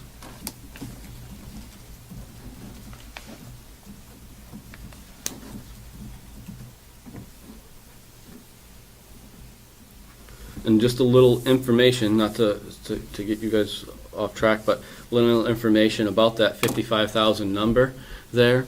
38,000 of that came from campfire wood, Firewood. the campfire wood program. So, And we sold about 13,650 bags this year. say that again, for campfire wood, it was 38? 38,000, and that was equal to about 13,650 approximately. So we're at bags. 38,000, and we're paying 9,000 for The processor. the processor. paying 10 is close to the figure. Well, you can say 10 if you want to. It's So 9,800. we're making 3 times of what we're paying, almost 3 times what we're paying for the processor. Until you play the devil's advocate guy, Go ahead. because that person's going to say, well, you paid for the wood, which is true this year. Oh, okay. Which is true this year, I'll give them that argument. Next year, that's not going to be the argument, because our wood's going to be free off of our own property, so that's going to be that much Yeah, higher. that's pretty good. So, now, we went from, it doesn't show this on here, so I'm just going to tell you off the top of my head. Last year, the amount of bags we sold were about 6,700 bags that we sold of campfire wood. This year, we sold 13,650 bags. So we over doubled the amount of production that we did from last year to this year. Next year, I'm predicting we're going to be probably pretty close to at least 15,000. How many? 15,000. Maybe a little bit more, but somewhere in that vicinity, depending on the camping year. And I also turned down business this year for next year. I turned away taking some of the North Country. Because of travel? No, because I don't believe that I don't believe that our business is efficient enough to take on that increase right now. We only can do, you have us doing 10,000 different directions around here, and if we want to continue to do that, and we want to increase something, we have to make it more efficient. That last piece of the puzzle in my efficiency scheme when I started this, first was a good truck to deliver. We have a good truck. Second was a good processor to process the wood. We have the processor. And the third thing that we need to accomplish is the pole barn. So we're doing all this production in one. Right now we're touching the wood 5 or 6 times before it goes to the customer. We should only be touching the wood maybe 2 times. And it sounds silly, but that adds up a lot of time. So I decided not to take on those extras until we have that in place. Would we make more money on campfire wood versus gardening? Well, yeah, easy. I I mean, mean, keep the blueberries, but reduce the gardening and put more effort into campfire wood. I hate to go against the whole berry theory, Commissioner, because I know you have the berry farm, but really it would be better to be the opposite. The berries are a lot more work than the garden is, and you Really? get a lot more profit off the garden than you do the berries. But What? All right, you and I got to talk about that later. You got inmates, and I Exactly. got pick your own. right, That's if you went to an operation like you have of a pick your own, then you'd be right. But you're asking me if basically where you were coming from is using that inmate labor to bag wood versus working the garden, Right. which is going to make us more money. Yeah. And I'm going to tell you, it's doing the wood right now. And then you add it in, leave the blueberries. And I'm saying if you go between the blueberries and the garden, there's less work done in the garden for more money than there is in the blueberries with those same forget inmate the force. blueberries. So, Forget the blueberries. Would it be more profitable for the farm to produce more campfire wood rather than do the gardening? The gardening meaning the tomatoes, the peppers, the corn, whatever you're doing, squash and so forth. That takes a lot of time, I think, it does. It takes time. versus making more money doing campfire wood if you've got the orders, and apparently you've got the orders. Right. Well, you got a couple of things here, Dave. You got, Fill me in. Go ahead. well, first of all, is the campfire wood gonna be sustainable if we get a hit of emerald ash borer, that's gonna kill us. If some of these if Merrimack County gets back online and starts doing it again, we're gonna lose some. The berries are gonna grow. We got to push for fresh and local food. You can't look at everything as. But you can't do as goes. everything. Can I add in? I would say to you that This is a fresh good vegetables discussion. taste Right. better than fresh wood. First off, Yeah, with the right, whole- I'll give you that one. First off, with the whole prison farm thing coming back online, the prison farm is back online. They have been selling wood this year, and we've still sold as much as we did. Okay, good. And a good reason, and I don't, this whole bagging wood thing, it's a complete team effort that we have on the farm's part. You know, you got Mark out there processing the wood, you got Joe in there bagging the wood with the inmates and making sure they got good quality bags with the right type of wood that I want in there. And you got Wayne running around doing different things. And a good part of my job is to come up here and talk to you guys about this and to get all the supplies in line for them, and is also to market the stuff. And part of that marketing is where we've had, I don't want to beat my own horn here, but that's where But we've you were. what I'm going to is that's where we've come and we're we're essentially taking some business. I picked up a big client, the biggest client the State Prison Farm had last year, wants to jump ship and go with us next year. And it's because of customer service, the quality of our wood and the quality of our bags and customer service. It's better than the state? It's better than State Farm. And he's had to go between both, and he called me, the manager of that campground, and he wants to make us his sole thing. He had to go get it cleared through the guy down in Concord, his boss, and his boss called me up and says, hey, they want to go with you next year, can you take care of them? He takes 5,000 to 7,000 bags himself a year at that campground, and that was the biggest customer.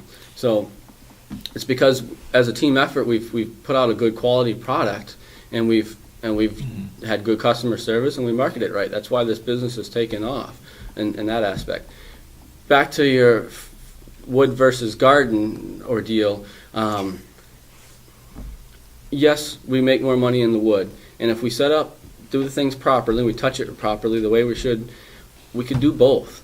You know, the bagging wood should be done in the fall and throughout the winter when there's not a lot going on. Yeah. I've said that since the beginning, and that's when that should be going on. Yeah. And that still allows us to do more gardening things and try to grow things here on the farm for the freshness that can be served in our nursing home and in our jail to cut our food expenses, because if we're producing it here, we're not buying it elsewhere. So I think that there is a good complement of both, and I think I can increase and take some of the North Country bags that he offered me next year, possibly, or the year after, possibly, when we have everything set up properly. But we can't run around doing things 10 times and only take one step forward. You know, we need to be, if we're doing 10 things, we need to take 10 steps forward. And I guess two comments. One, we're down 21,000 from breaking even, according to the budget figures. Right. If we can increase the campfire wood by 21,000, I'm not sure we can do that. But if we could, then we'd break even. But the ultimate thing that's going to happen is if we don't have any inmates. right. If we don't have any inmates, then we're not going to be able to do campfire wood. We're not going to be able to do gardening either. We'll do more gardening. We'd be able to do more gardening at the level we do than we could campfire Really? without it. Because you figure we put it in gardening, we lay black plastic. We put it all in with the machine. Mm-hmm. The inmates come out and they plant it. If they weren't there, we'd have to plant it. That Yeah. would be time consuming, but they plant it. Yeah. We walk away basically until it's time to harvest it. Harvest. You know, then we're out there 3 days a week in the mornings harvesting. And that's where we need the inmate labor. It helps, you know, to have them. But the wood operation, the bagging wood would go right down to, you know, next Yeah. to nothing if we didn't have the inmates. You're totally right on that. Yeah. On that. I think, from the figures I see, you deserve a lot of credit for Certainly does. getting the farm down to where we're 21,000 in the hole versus, God, we were 50, 60, $80,000 84 at one time. in the hole. Yeah, at one time. We're down to 21,000, and boy, my goal, and it would please a lot of people if we could get it down to breaking even or making a little money on it. Then we could do maybe some other things, Right. some of the livestock, whatever. And that's my goal. I mean, and I asked, if you look at these printouts you had, normally you only get a 3-year history on there. Kathy Armstrong, I asked to have a 5-year history, because in '09 is when I started. That was the first summer I was here. And just, if you look at the bottom number, this year we made $156,000, I told you that we're going to Yep. be making. And in 2009 we made $115,000. Yep. You know, that's $40,000 in over 40 years that we've been able to Yep. scratch and gnaw to get there, to get to You've done a really that. good job, Willie. Yeah. So, Yeah. you know, and like I said, it's been this whole stuff. It's been a real team effort down there, and putting the right pieces with equipment and personnel into place to get there. And I think that's been my goal since the day I was hired. That's what you told me when I was hired, just to get that Yep. even or even making money. And I think that we can get Well, there you're at on some the right point. track. You're going in the right direction, that's for sure. But I just wanted to show that, you know, I left everything basically the same for next year, except I increased the wood by 15,000. Could I increase it more? Quite possibly, but I want to be sure that we can at least meet the numbers. I like to give you numbers that we can at least meet, and I think 45,000 is a safer number to say for sure that we can meet. next year, so that's why I did that, and then we've left the same on there.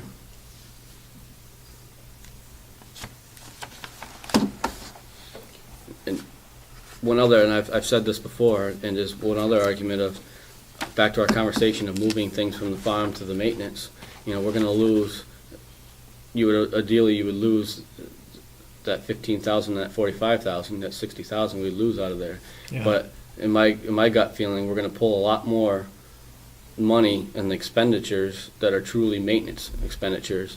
You know, you're saying we're upside down by 20,000 right now, but we're absorbing a lot of the maintenance that goes on this complex in that It isn't figure. revenue generating, so. Yeah. So I just wanted to make sure I got through. The next page is your maintenance income. Why it exists, I still question that. 5 years running now, but we always budget 20,000, so that's 20,000 there, and that's what that page is. That's what we always do. Willie, maybe I just don't understand, but why do you have two pages? One's maintenance income on this page, and there's maintenance income on this page. Because the second page that you're talking about, that has just maintenance income, that portion, for some reason, before I started, that it's like they treat it as though our maintenance department makes an income around here, and they give them 20,000. I don't know, it doesn't make sense to me why they have it, but we've had it since then. When I first started, it had a use of equipment, as you can see. We zeroed that out. Yeah. And Commissioner Sorensen, working with him, we moved that all to the farm because all expenditures for the backhoe and the trucks and everything were coming out of the farm at the time. And so we moved that, but why we still have that 20,000, I don't really know. It's just, Okay. it's there, I guess. So that's a why. You have no idea what that maintenance income is from. Maintenance is from the other departments? Is that it?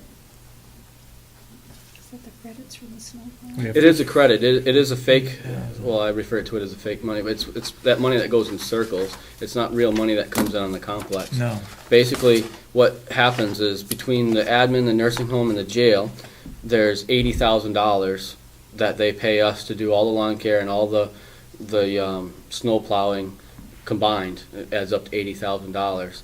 And there's 20,000 of it there, and the other 60,000 of it is in this farm budget. And the Well, income. then what is the maintenance income on the front page? Well, that's that- what he's saying. That's let's say, that's a good example. That is, let's say right now, Wayne McBrien is being paid out of the farm. So if Wayne McBrien goes out and plows at the nursing home, there's an hourly rate that we charge the nursing home for that, and that's that income right there that goes into the So farm. we have two maintenance income, one's real money and one isn't. Well, really, they're both not real money. Yeah. It's just dependent on who's doing the job and where their salary comes Well, from, let's change that. is essentially what it is. So it is not real money, they're just moving the lines? They just put money in the line? No, Right, well, no, if no, I, no, no. if I plow, We're this not is how moving. it's, yeah, we're not moving anything, but if I plow, my salary comes out of the maintenance department. So if I plow out here, I charge the nursing home, technically that's where that $20,000 goes, because my income is in maintenance. And Wayne's is in the farm, so that maintenance goes there. That's how they've, Okay, that's how they've broke it up. okay. The more that we talk, the more it's coming back, but that's how, it doesn't really make sense, and a lot of it to me, because if I work for the maintenance, but that's where it comes from. You know what I would suggest? That next week, we take a certain period of time and figure out how we can do the maintenance budget and moving stuff into maintenance and not having any income. Well, the first thing we'd have to do is every one of the directors has to give us a figure of the amount of, or Willie does, or someone, what they figure the percentage of the maintenance time is maintenance. Or I other places. I 'Cause think, he's got some of his own that has to stay in that line item. Right? what would be my own that has to stay in there? Well, you gotta maintain your own equipment, don't you mow around your own place over there? The farm building? Yeah. I mean, there's some maintenance in there, you can't dump it all on other people. It's a small portion, but. Well, when we do it now, we don't get charged. We would charge technically if. Yeah, but if we were gonna take it out of here, Willie, wouldn't we have to say 90-10 or 95-5? If we were gonna move it all into a maintenance, I mean, you must have some maintenance that you do for yourself over there. You don't do any? Right. You don't paint the building, you don't, paint buildings? you Oh, don't- that's in a different line item, for example of that effect. If you go down, you're talking about in the farm budget, right? Yeah, what does that maintenance come under?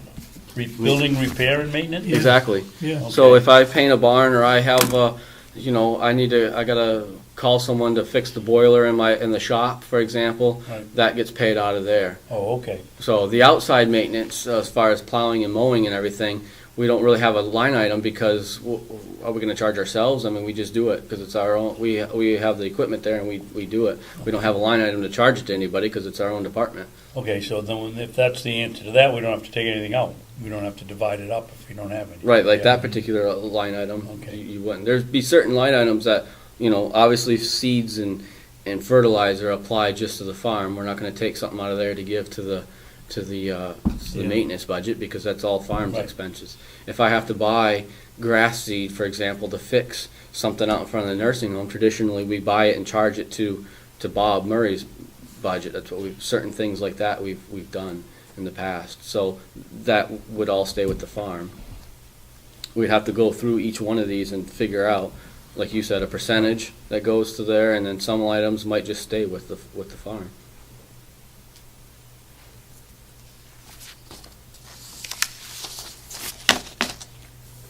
I guess the decision is that, and everybody has said it, maintenance doesn't derive any income.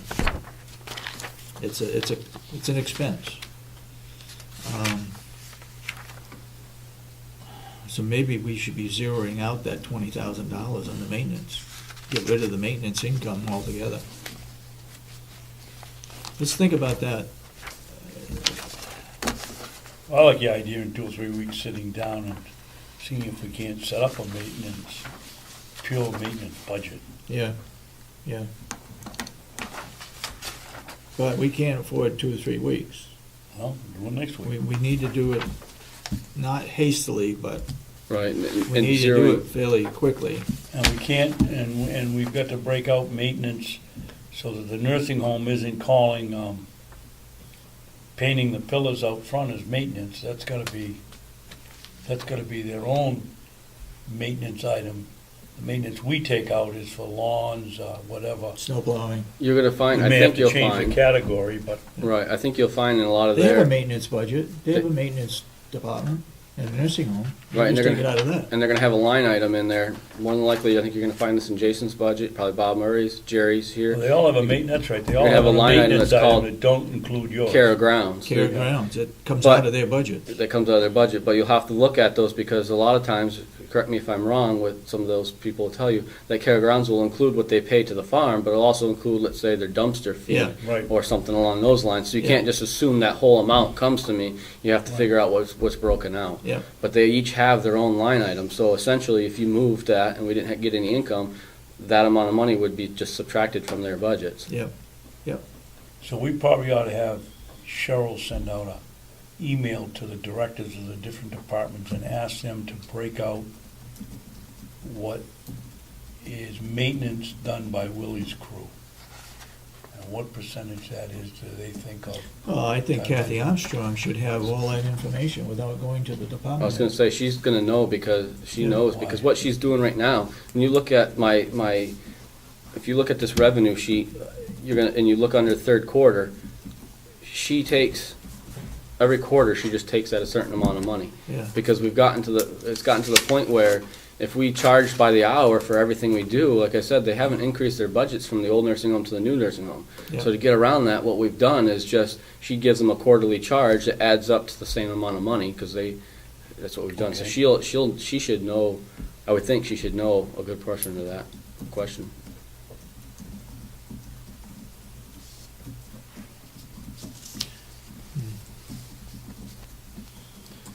I think that's a big item to tackle, but I think we need to do it.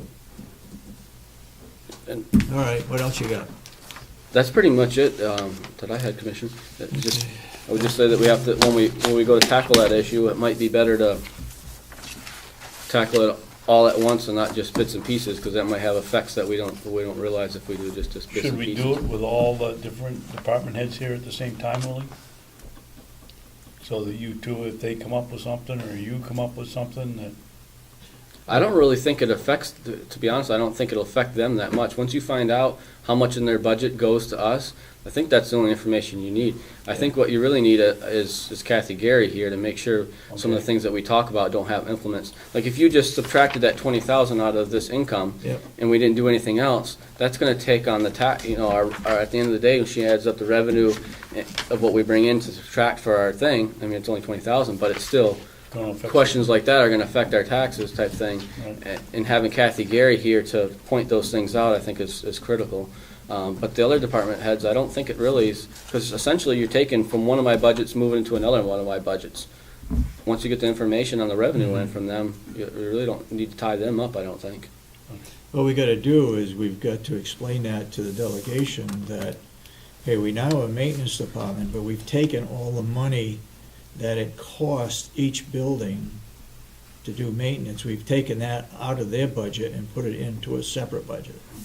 That's the biggest thing that has to be sold. It doesn't change the tax rate at all. It just corrects what we're doing. Okay. So that's the biggest thing, what you're going to sell to the delegation? Are they not watching those meetings on tape? Yeah, but we've gotta come up with the figures. I hope so, I hope they know what we're talking, I hope they're listening to know, Yeah, it'll kinda explain some of it maybe, or some of the ideas where we're going. yeah. I'm sorry, you wanted those.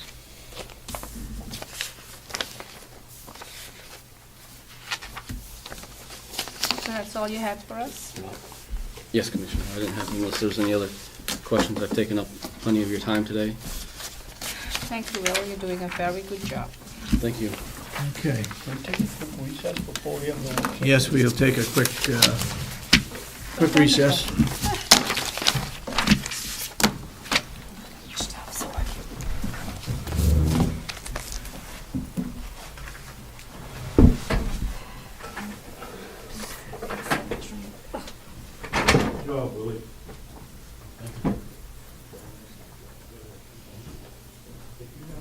To our working agenda, which next item is work session. Anybody got anything that they I got want a to bring couple up? of things. Huh? First of all, spyglass.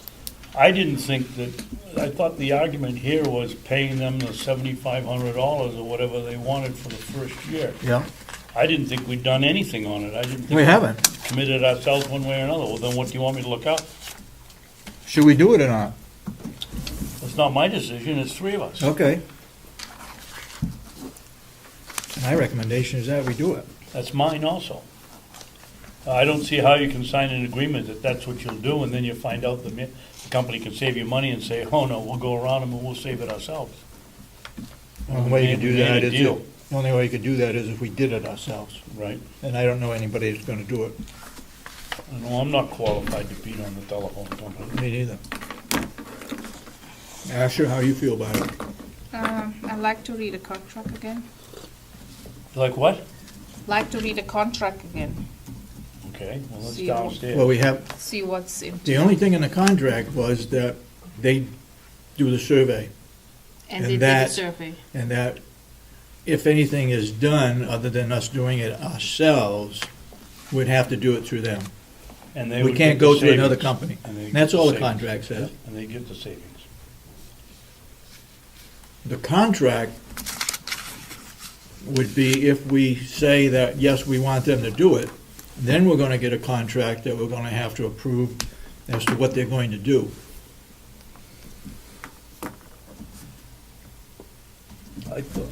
I thought the agreement that you signed, David, stated in there that they would get half of the, or they would get savings for the first year, and then after that, we get all the savings.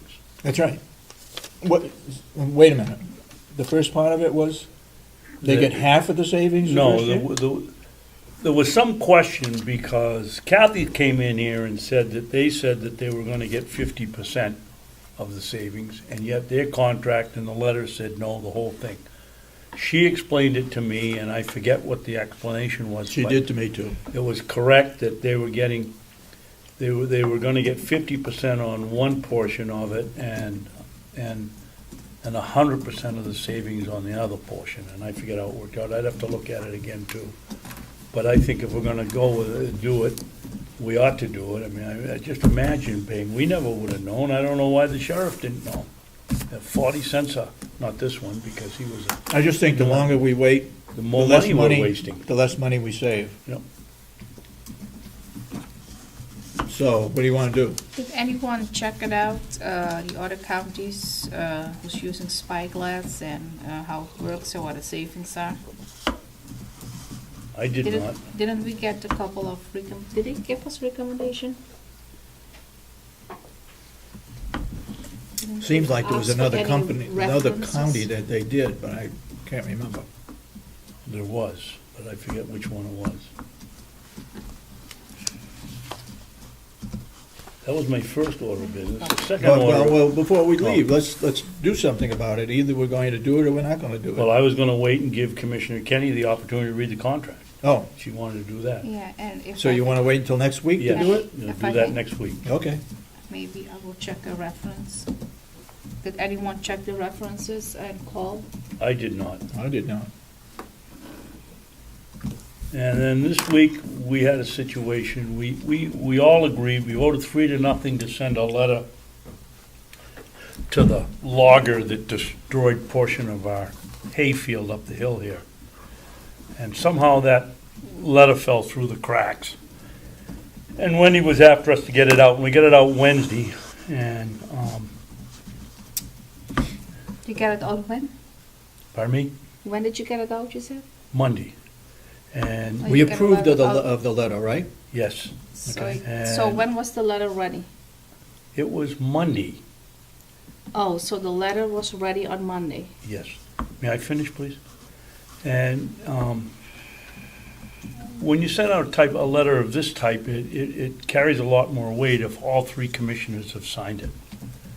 And the letter was ready, and I wasn't available, so they used my stamp, and I imagine, David, they Use my used your stamp. stamp.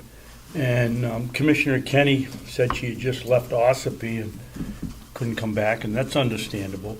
But where is your signature Stamp. Commissioner Kenney, that the girls couldn't use it and include your name? Yeah.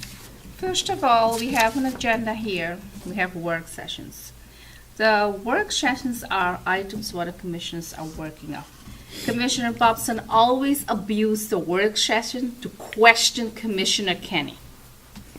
That is not a work session item. The quick set, When would you suggest we do it, since you're the 91A expert? We can't do it downstairs, because that's a non-published meeting, so the only time we can do it is in a work session. not in a work And I thought session. that, excuse me? It's not And in I a thought, work session. excuse me? I thought the work session was just for this type of item. And why are you afraid to tell us where your rubber stamp is? It belongs to the county, not to you. Who said that I'm afraid? Well, then Of where what? is it? Where is it? I don't have it anymore because we had disagreement with the former board. I don't want that anyone unauthorized use my stamp. There was money stolen just using a stamp, and checks were signed. There is a lot of game playing here going on. So I said I don't want to have any stamp anymore. Nobody can. Where is your stamp I- at the county board? I don't have a stamp. They bought one for you. I don't have it anymore. Like you said, Where is it? Where'd it go? it's destroyed. I don't have a stamp. County You property. destroyed it? You said when we had a disagreement that it should be destroyed if you're not going to use it. I said nobody should be authorized. That is what you said. Isn't We that had a little we had it- hypocritical, Commissioner We had Kenney? it last year. It wasn't 3 weeks ago, you couldn't come in, I couldn't come in to sign the checks. And the girls called you to come in here to do the checks, and you said, I can't come in, I'm too busy. Why don't you use Commissioner Babson's check stamp? You don't tell anybody to use my stamp. No. No, no, but they are using it. They are not using But they're it. using it They with are his using- permission. I see every time both of commissioner stamps. They are not using it, and I defy you to prove to me they are. You just made an accusation. Oh, well, Go I downstairs didn't and make prove any, that. I didn't make You any just said they were both accusations. they were using our stamps or not. Nobody has used my stamp except me, and you don't tell them to let me use this, let you I use the didn't stamp. say anything. I Oh, see every get time back on on the the check. train to I Philadelphia, said any Bill. You time told on the them- checks. You told them to use my stamp. No, I didn't say that. Because why have to use your stamp? Because you're coming every day in, you said. So why do you need the stamp? Because I couldn't come in that day. Okay, my understanding is that your stamp has been destroyed, right? That is what you said last No, year wait a when minute, there wait a was a minute, wait a minute. disagreement. You Just said no stamp. Let me finish. I asked you a question. You just say yes or no. Your stamp has been destroyed and you destroyed it. I have Is that no, correct? I have no more stamp. You said destroyed it. That is what you said. And Solomon, I said I don't want that anyone use my stamp, and then you said destroy it.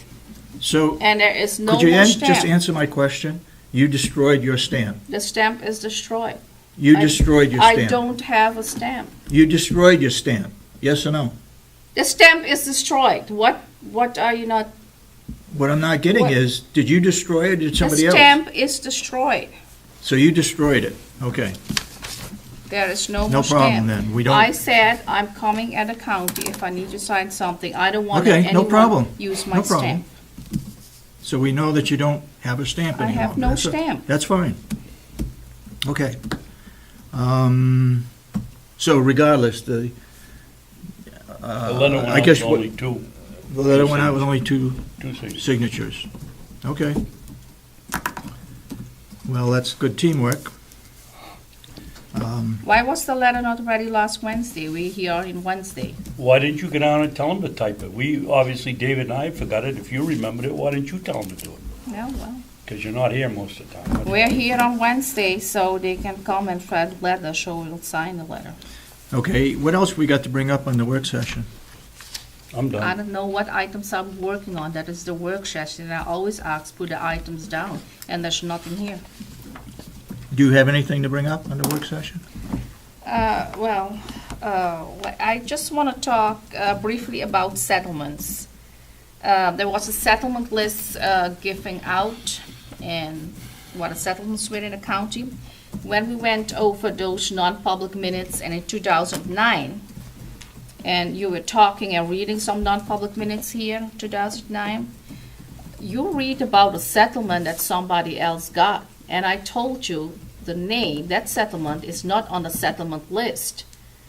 If that is not accurate, the list, I don't know how many settlements I maybe give out.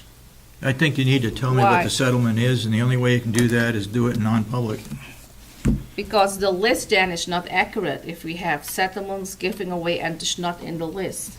And I told you that, and I show you that, and I write it down for you, and I said, hey, this is not even on the settlement list. It was in 2009, so I don't even know that. If it's okay with you, given after the out. meeting is over, we'll go downstairs, and We you can can tell check it me out. what tell me what settlement that was mentioned, and we'll check the list to see if it's on there. And can we add it to, and if it is not there, can we add it to the list? Sure, I think that should be done in a non-public session, Mr. Chairman. okay. Anything else being brought up on the Yeah. work session? I have a little thing, somebody makes me aware, where is it? Oh, a little note about cell phones. The new HR director put in for cell phone. I mean, we never discussed that any HR director is getting cell phone reimbursement, so I Mhm. wonder why that is in for a few months. She just started a couple months, she's still under probation. Yep. And Okay, wait a minute. we said she was just getting a salary, and I mean, after 6 months, she was getting an increase. Mhm. And we never give anything to Jen Sullivan, because we said the HR position doesn't get any cell phone reimbursement. So I wonder I don't why- remember saying that we don't give any. She's got a telephone expense, So I and that's want, where most of the cell phones are paid for out of the telephone expense. I wonder so- why we didn't give the former HR director and now we're giving Why this do- new one I on believe- Why do we always go probation. backwards? I Let's believe, move Because forward. I I believe think- Janice Sullivan I think got we an need- allowance for a telephone call. I think we need to be consistent.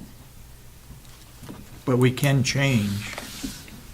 We don't have to Jennifer Sullivan, stay. as far as I know, You have a Mr. Chairman, was paid, to the best of my recollection, for the few short months that she was here and I was signing the bills. I believe she was on it. Who? Janice Okay. Sullivan? Yes. No, she didn't get any cell phone. Okay. No, because that Okay. position doesn't come with it. You got So anything I else just you want to bring wonder. up? I have nothing at this time.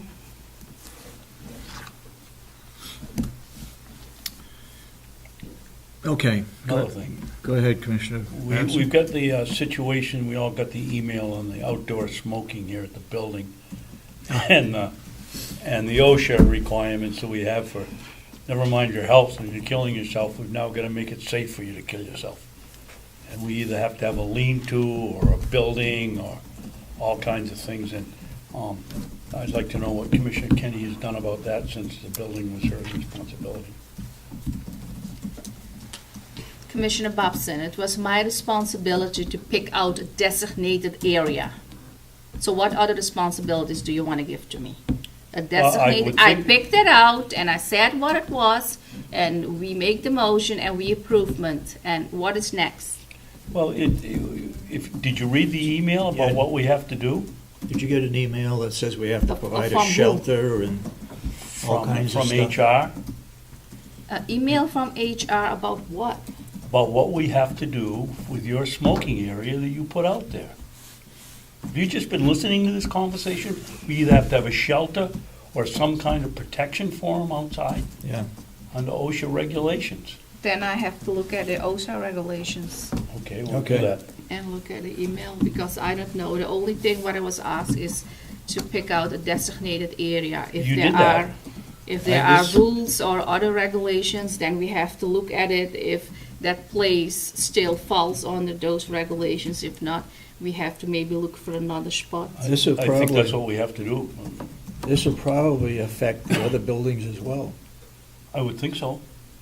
I mean, it doesn't say just for the Ossipee County, Carroll County Administration Building. No. It's gotta be for all of them. Right. But I suppose if you're in a sheltered, basically it was a sheltered area, and if you're a sheltered The area. car was a sheltered area.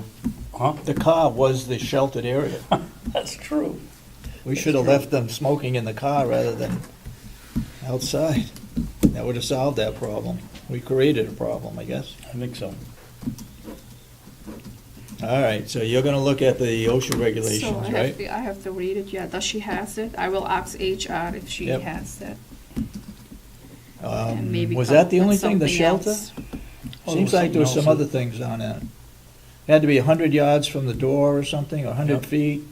Had a butt collection, Oh, I mean, it had everything. Yeah, that butt collection, somebody asked me about that. okay. Asha, you take care of that if you can.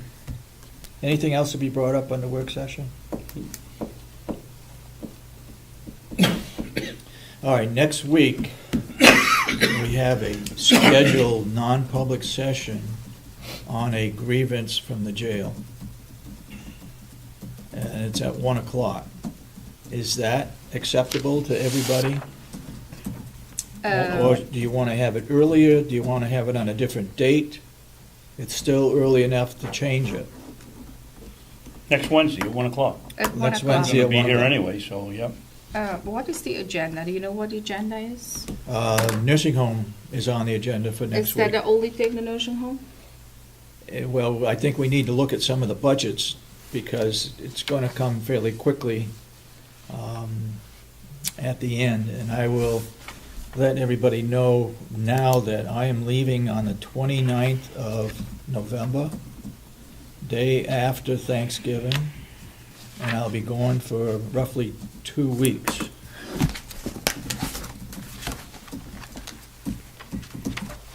I'm guessing that's gonna be around I'll be- 14th of December. I'll be back on the 12th, so I am going to miss the 4th of December and the 11th of December. I'll miss those 2 meetings. I'll be out of the country. I'll be back on the 12th. Okay. And our budget will be into DRA by that time, right? Yes. So there won't be a question of you missing on that. Well, hopefully, if we can get it done, it's going to be done by the 1st of December anyway. David, what do we do about these budgets that we're not making adjustments for salaries and we send it Well- into DRA? And we can't make the decision until we have the signed contracts next year. Well, We use last year's digits? the situation is this, from what I understand from the team that is working with the 3 unions, and that is they're not going to have a approved figure by the time we have to have our budget in. Right. So they're going to have to, I think their next meeting, I thought I heard the 19th of December or something like that. Quite a ways away. I don't know why they waited so long.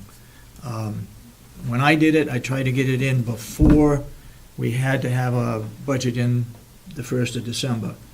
So now what's going to happen is it's going to be added on later, and the delegation will go over it individually and approve it individually, and then add it to the budget.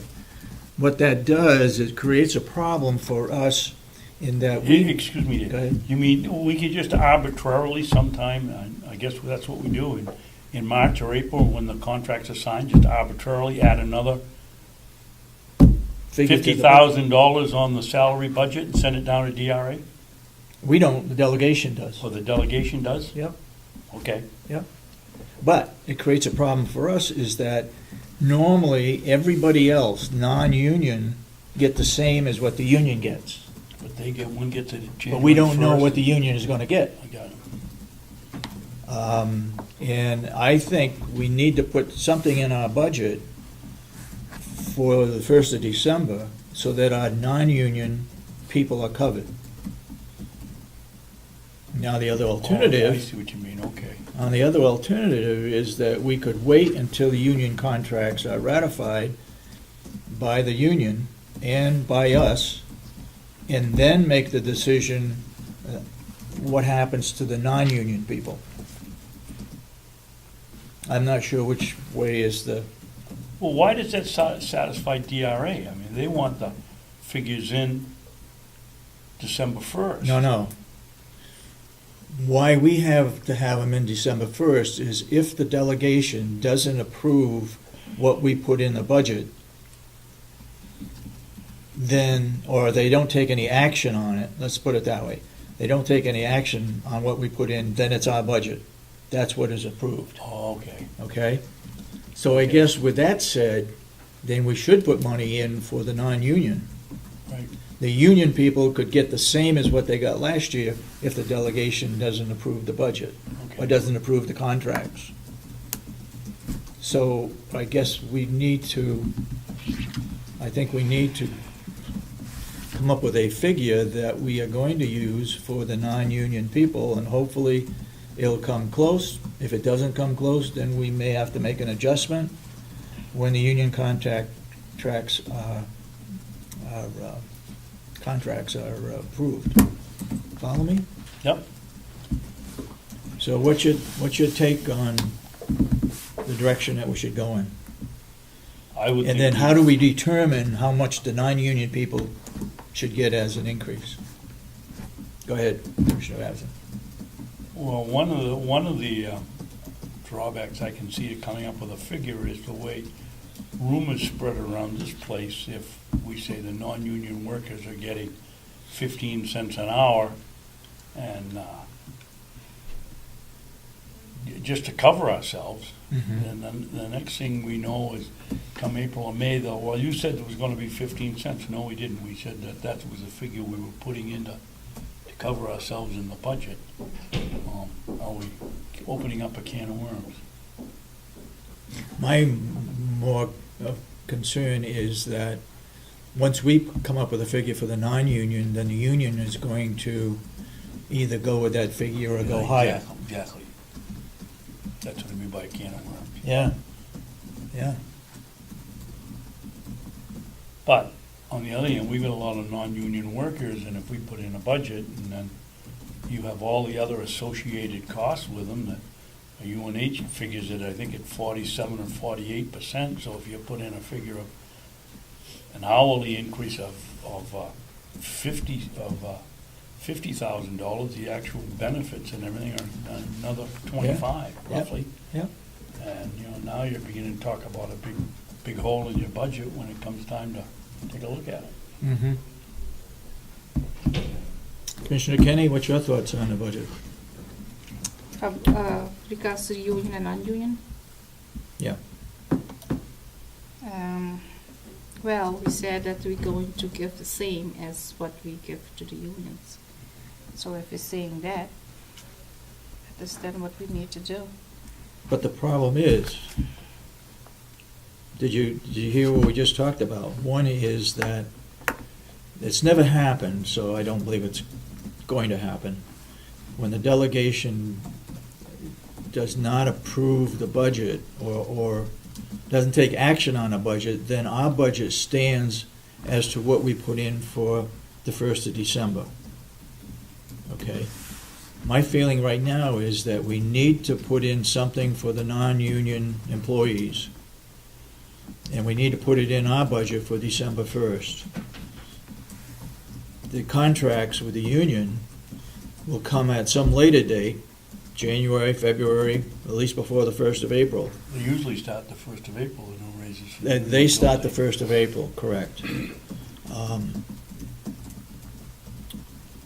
But if we don't put it in, I mean, the delegation could very easily say, we're not going to take any action on the budget, we're going to go with the commissioner's budget. We better have something in there for the non-union employees. Yes. You follow me on that? Yeah, I agree. We should have something. So you agree that we should put money in there for the non-union employees for the December 1st budget that goes to Concord? Yes. Okay. And if it is different, what are we going to do? Are we going to adjust it next year?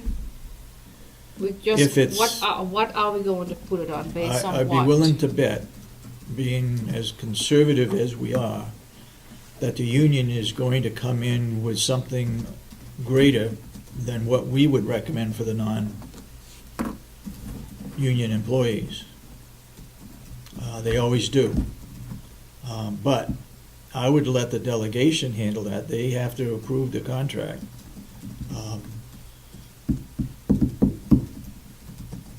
And it has happened in the past where the sheriff's department union contract did not get approved.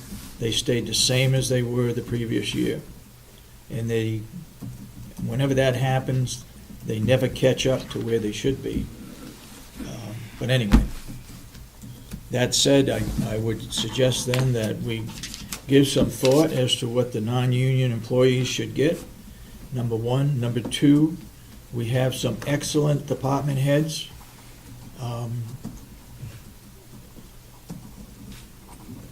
Come up with a recommendation as to what those department heads should receive, whether it should be the same across the board for everybody, or should some department heads get a little more because they've done an exceptional job. Did I dream it, or didn't we decide a couple of weeks ago that when that would get us Yes, a high, a low, and then each one of us would put in what we thought the individual would get for a raise, What and I we'd got- take the average of it. And what I got was what they're getting paid right now. For yes, we did get Jason, that. You're right. Will, HR, Kathy Gary, nursing home superintendent. I think there were 5 Yes, we salaries did. that were listed. Did you get that? Yeah. Okay. And I thought, when we asked her, I thought for several columns, and I forget what was in them, but, I'll tell you what we could do. We could ask her to find out what other counties are getting.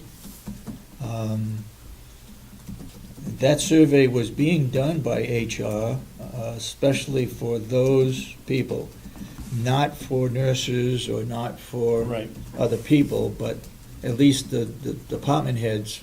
The survey was being done by the HR affiliate. And where that stands, I have no idea, but if we could get an idea from HR as to what the ranges are, then we can come up with a figure.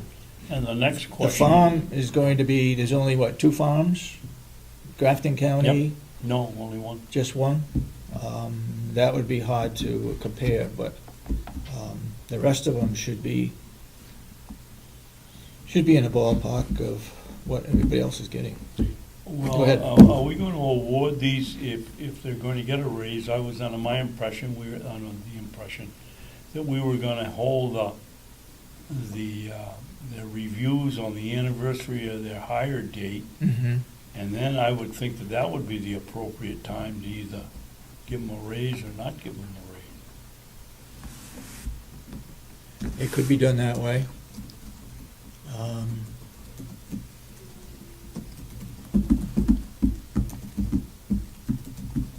I know when I was working for a company, I always expected if I was going to get a raise, it was at the time of my, Your anniversary? the anniversary, the evaluation was always done right on your anniversary date. Mm-hmm. So, but that's just something to think about. We're going to give them a raise, we got to give it to them sometime. So Yeah. what we need to know is whether we're going to give them a raise or not. In the past, it's been effective the 1st of January, maybe retroactive until the delegation passes the budget.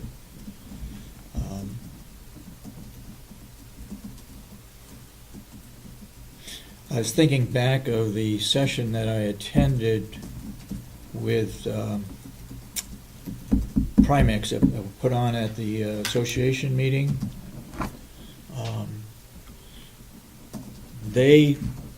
I think their recommendation was to do all of them at the same time, which to me is a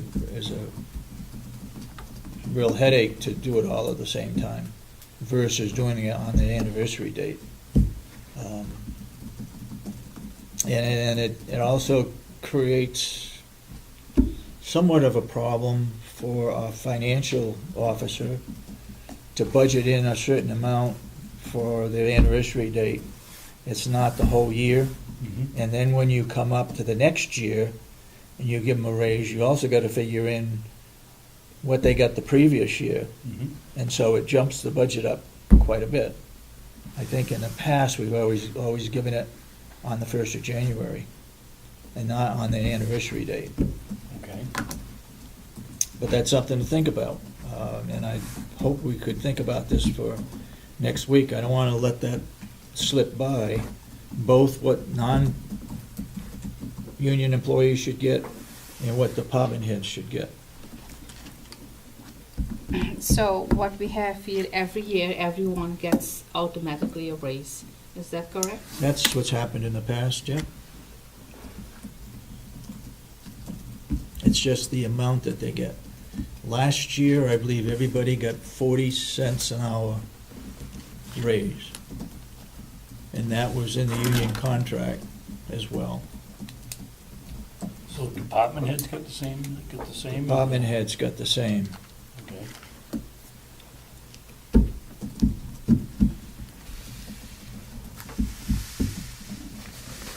So we Okay. can talk about that next week? We'll talk about it more next week, but think about it between now and then as to whether some should get a raise and some shouldn't get a raise. You were just indicated a non-public session for next week at 1 o'clock. We had only on the agenda the nursing home. Was Yes, it only the nursing home? yes. You want to move it up? So can we not do it a little earlier? You wanna do it at Because 11 I o'clock? believe the minute taker said that she found a full-time job, Yep. and if things can be a little bit earlier. You want to move it up to that would be 11 better o'clock? for her. Sure. The nursing home's not going to be easy. That's a big budget. I think that's the only thing left on our budget for the total county, but, We did the administration building, didn't we? yeah. Did Jerry? Yeah, that's the only county That's- attorney, Yeah, we did the county attorney. then we've done them all. I think we've done them all except for the nursing home. We did Melissa, what's her name? But then we've got to go back and we've got to look, what I'd like to do is I'd like to have Kathy Geary put the whole budget together after next week and figure out what the bottom line is going to be. What percent increase is it going to cost the taxpayers? And then go back and make some adjustments to make some adjustments, period. Either increase something or decrease something. Did we get any directions from the delegation, what do you want, or? We didn't if this we year. need- Oh, we get nothing? Subcommittees haven't met either, Do the, that I know of. No. When you start talking about the individual pay for Department heads? department head, and why or why not you're going to do, does that fall under 91A? I can see when you're done, you have to say what the We have to amount of say the what raise they're was, making. But Yeah. maybe the expert knows. Does that fall under it, Ed? The which thing? A discussion on About salary? salaries? No, salary bonuses doesn't fall under 91A. And if you even look at your non-public minutes, bonuses are given 2009 and 10, salary increases, all in a non-public. It should be public. Well, let's say you're not going to give a department head a raise because they've done something, or they haven't done a good job. That could be construed as being libelous or hurtful to the reputation. Reputation. And I would think that I can see at the end where you'd have to say, we gave you this or we gave you that. Yeah, Um, no question about I don't think the private discussion of why you did it is public information. Well, your question was about the salary, and now you're talking about another thing, private discussion. I think bonuses and salary, if you want to increase it, that is public information. It should be course it is. public. The amount of money that you're Why gonna would you give do them, something yes. in non-public and said, okay, I give that person $5,000 and that $3,000?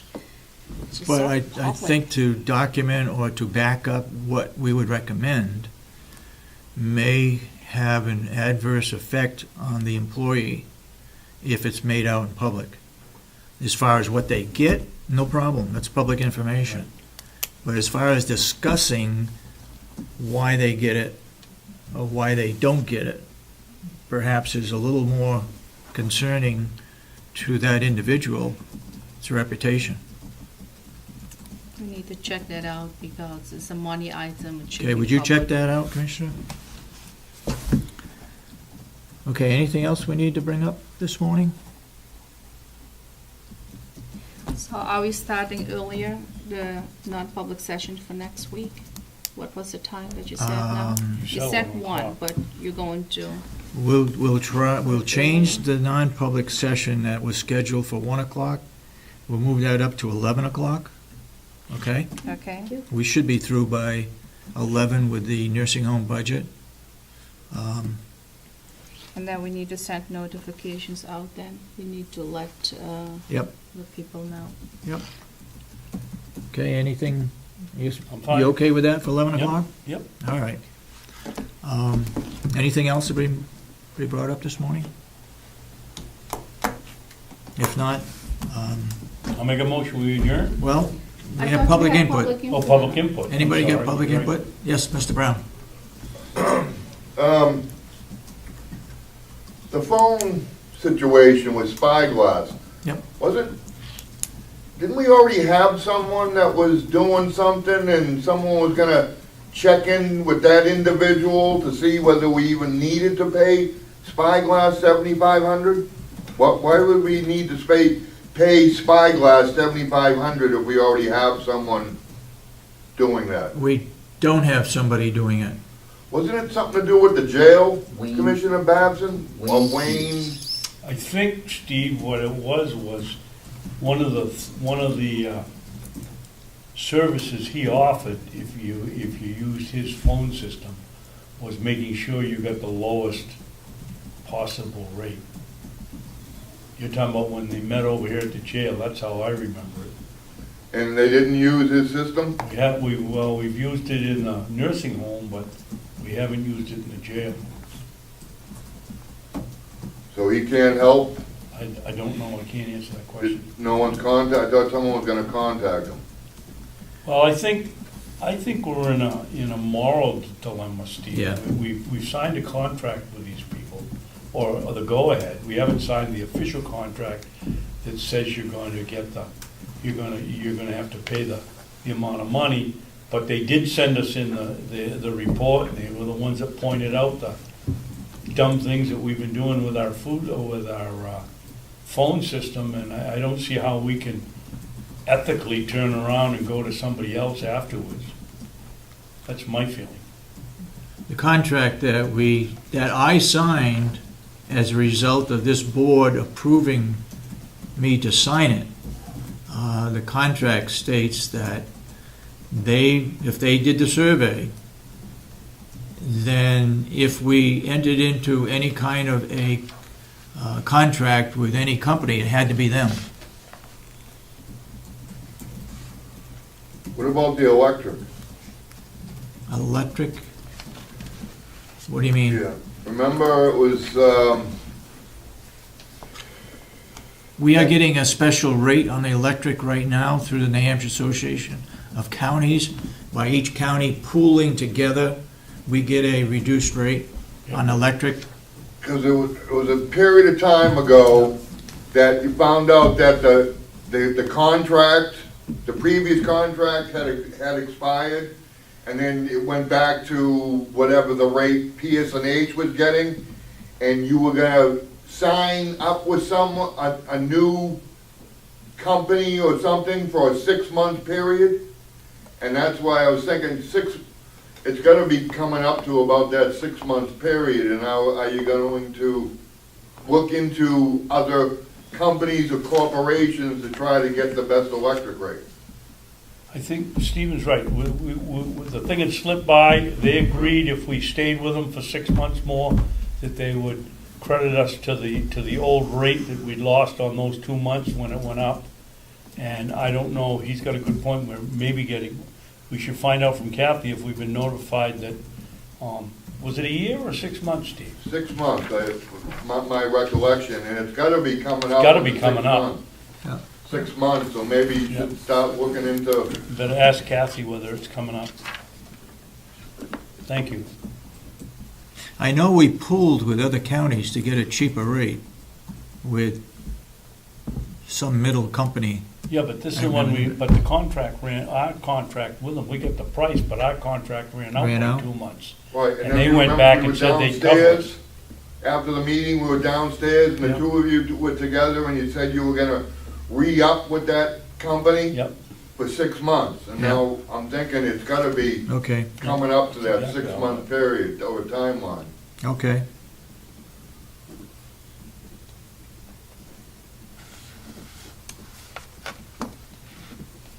Okay. Anything else? Yes, Ed?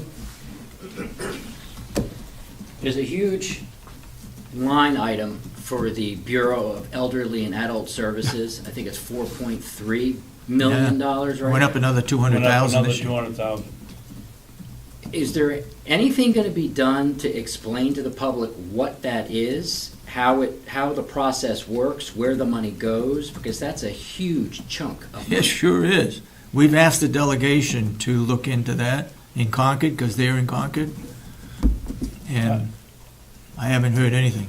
I Go wrote ahead. this weekend, I wrote my 3 representatives and asked them what could be done. It's now the Bureau of Elderly, and they changed it from the department. And I said, I thought this ought to be, among 2 or 3 other questions, it ought to be looked at. One said, yes, we ought to study it, like we haven't been studying it for all these years.